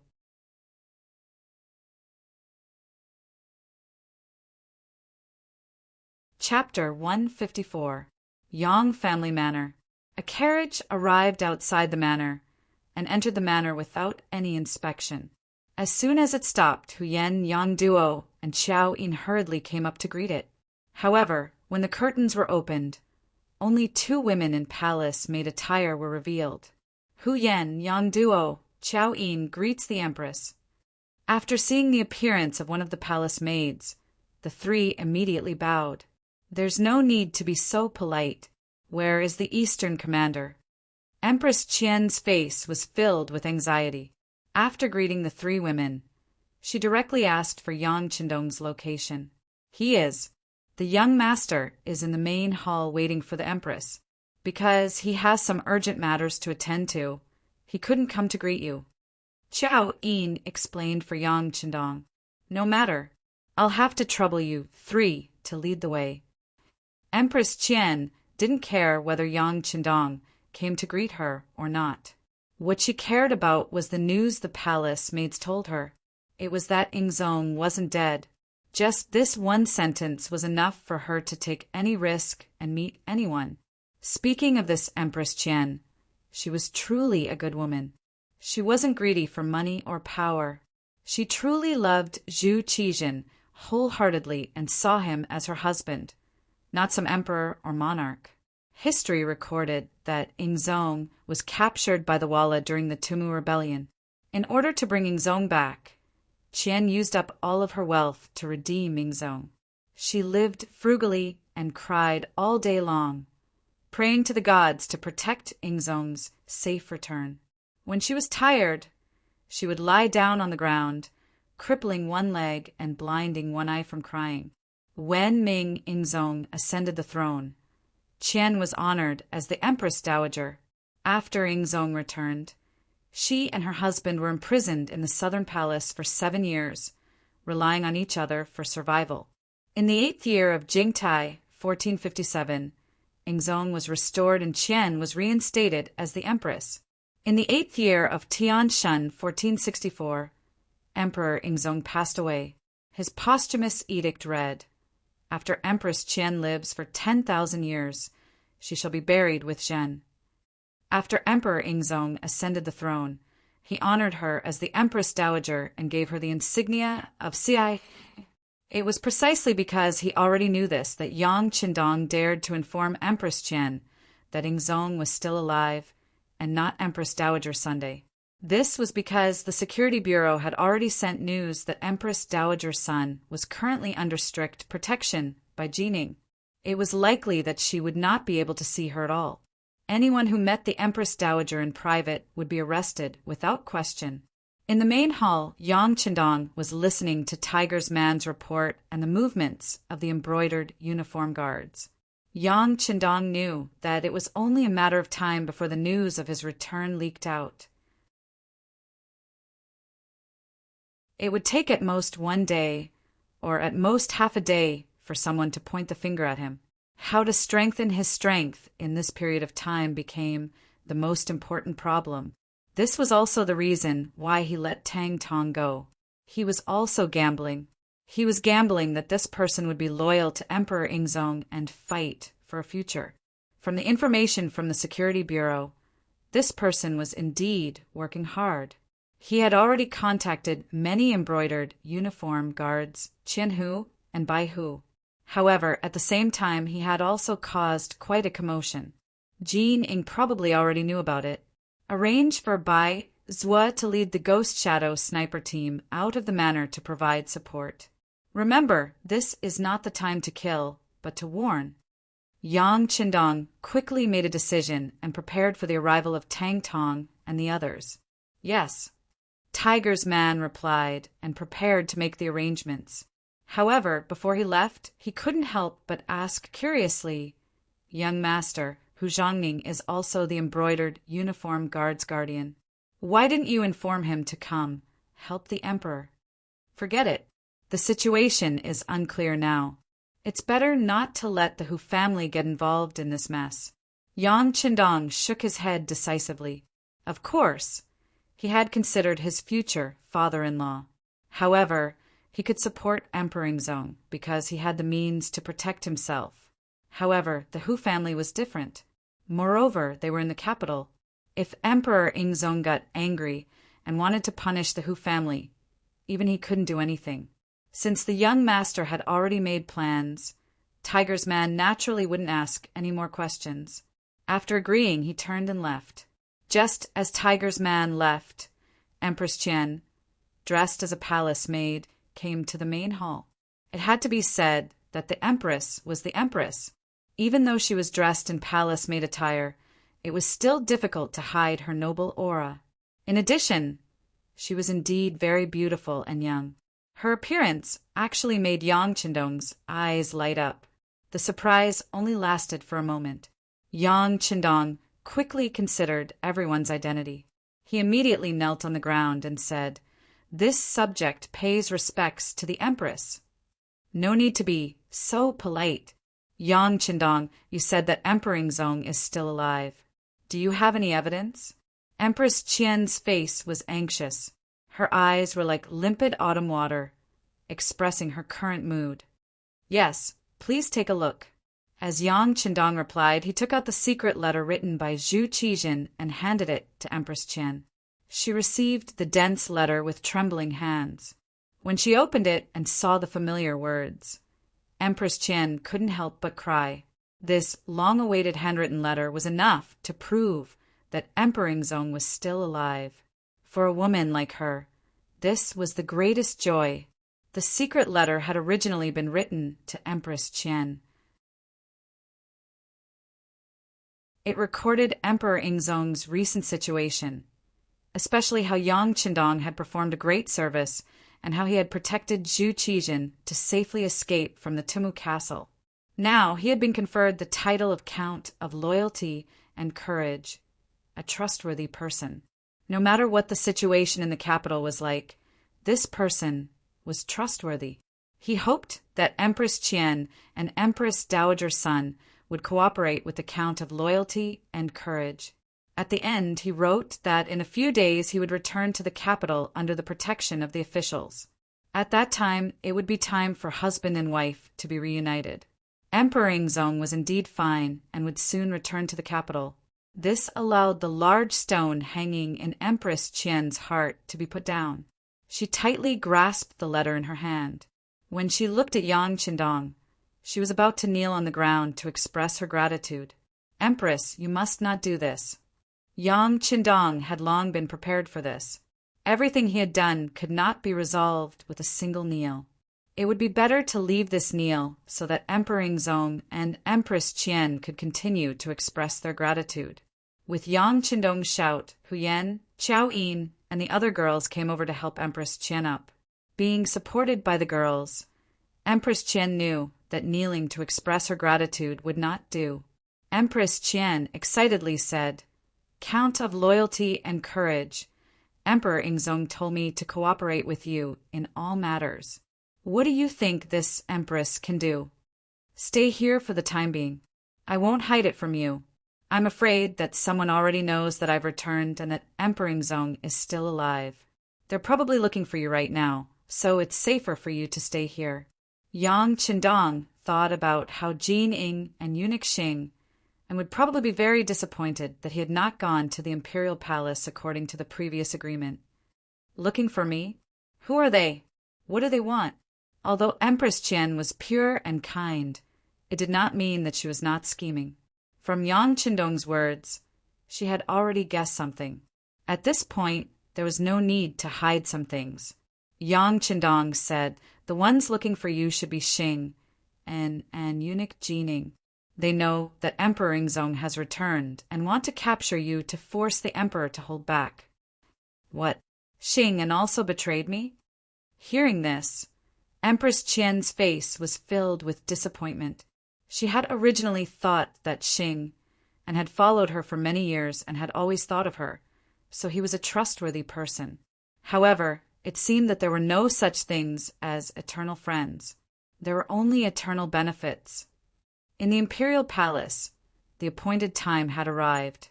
Not only had the mysterious vanguard not appeared, but even Mao Mu had disappeared. Jining and Xing and were both shocked. Xing and suddenly cried out, "Not good, we might have been tricked. Quick, come with me to the imperial palace to see if the empress is still there." Xing and's reaction wasn't slow, but Yang Qindong had changed his plans long ago. How could he have predicted this? By the time they returned to the empress chambers, Empress Qian had truly disappeared. For a moment, the two eunuchs slapped their knees in hatred, hating themselves for being so careless. At this moment, another eunuch came to report that the embroidered uniform guard had important matters to report. Qianhu Tangtong was currently holding a meeting with the other Qianhu and Baihu, and it was clear that he intended to leave the capital. How rebellious! Let's go and see what these people are up to. When Jining heard that even the embroidered uniform guard was beginning to disobey her, she was instantly furious. These series of events had already proven that Emperor Ingzong was still alive. Otherwise, What was the point of setting up such a large game of chess? Jean Ing sensed that the situation was about to spiral out of control, so she hastily left the Empress chambers and ran into an agent of the embroidered uniform guard. While they were still some distance away, the agent anxiously said, "Eunuch Jean, your subordinate, has already investigated. Nearly 1,000 embroidered uniform guards have gone to the Yang clan manor, 15 li south of the city." The Yang clan manor? Yang Qindong? He's actually still alive. When Jean Ing heard this, she suddenly had a feeling of realization. She had been speculating about which vanguard Emperor Ingzong would send back to the capital. For this matter, she had already arranged for all the soldiers guarding the city to interrogate anyone who had come from outside, but they had found nothing. But if this person was Yang Qindong, then everything made sense. This person had never entered the capital, so how could she find him? Good, very good. Jean Ing was not angry. On the contrary, she was rather happy. She had been afraid that she wouldn't be able to find this troublemaker. As long as this person was found, the matter would be easy to handle. She just needed to capture this person or directly kill him, severing Emperor Ingzong's foundation. Then, she would have rendered a great service to Daizong. Come, gather 3,000 embroidered uniform guards and pursue them out of the city. We must exterminate Tang Tong and the other rebels. Not mentioning Yang Qindong was part of Jean Ying's selfishness. If she could suppress the news that this person had returned to the capital and that Emperor Ingzong was still alive, then it was best to do so. Following Jean Ying's command, the embroidered uniform guards became busy. Mobilizing 3,000 men in one go was impossible even if one did not want to be known by outsiders. Such a large movement quickly reached the ears of Chao Jixiang, the #1 eunuch in the ceremony directorate. You're tuning in to the Thunder Spear YouTube channel. Don't forget to subscribe and join us on this journey to catch the most captivating stories.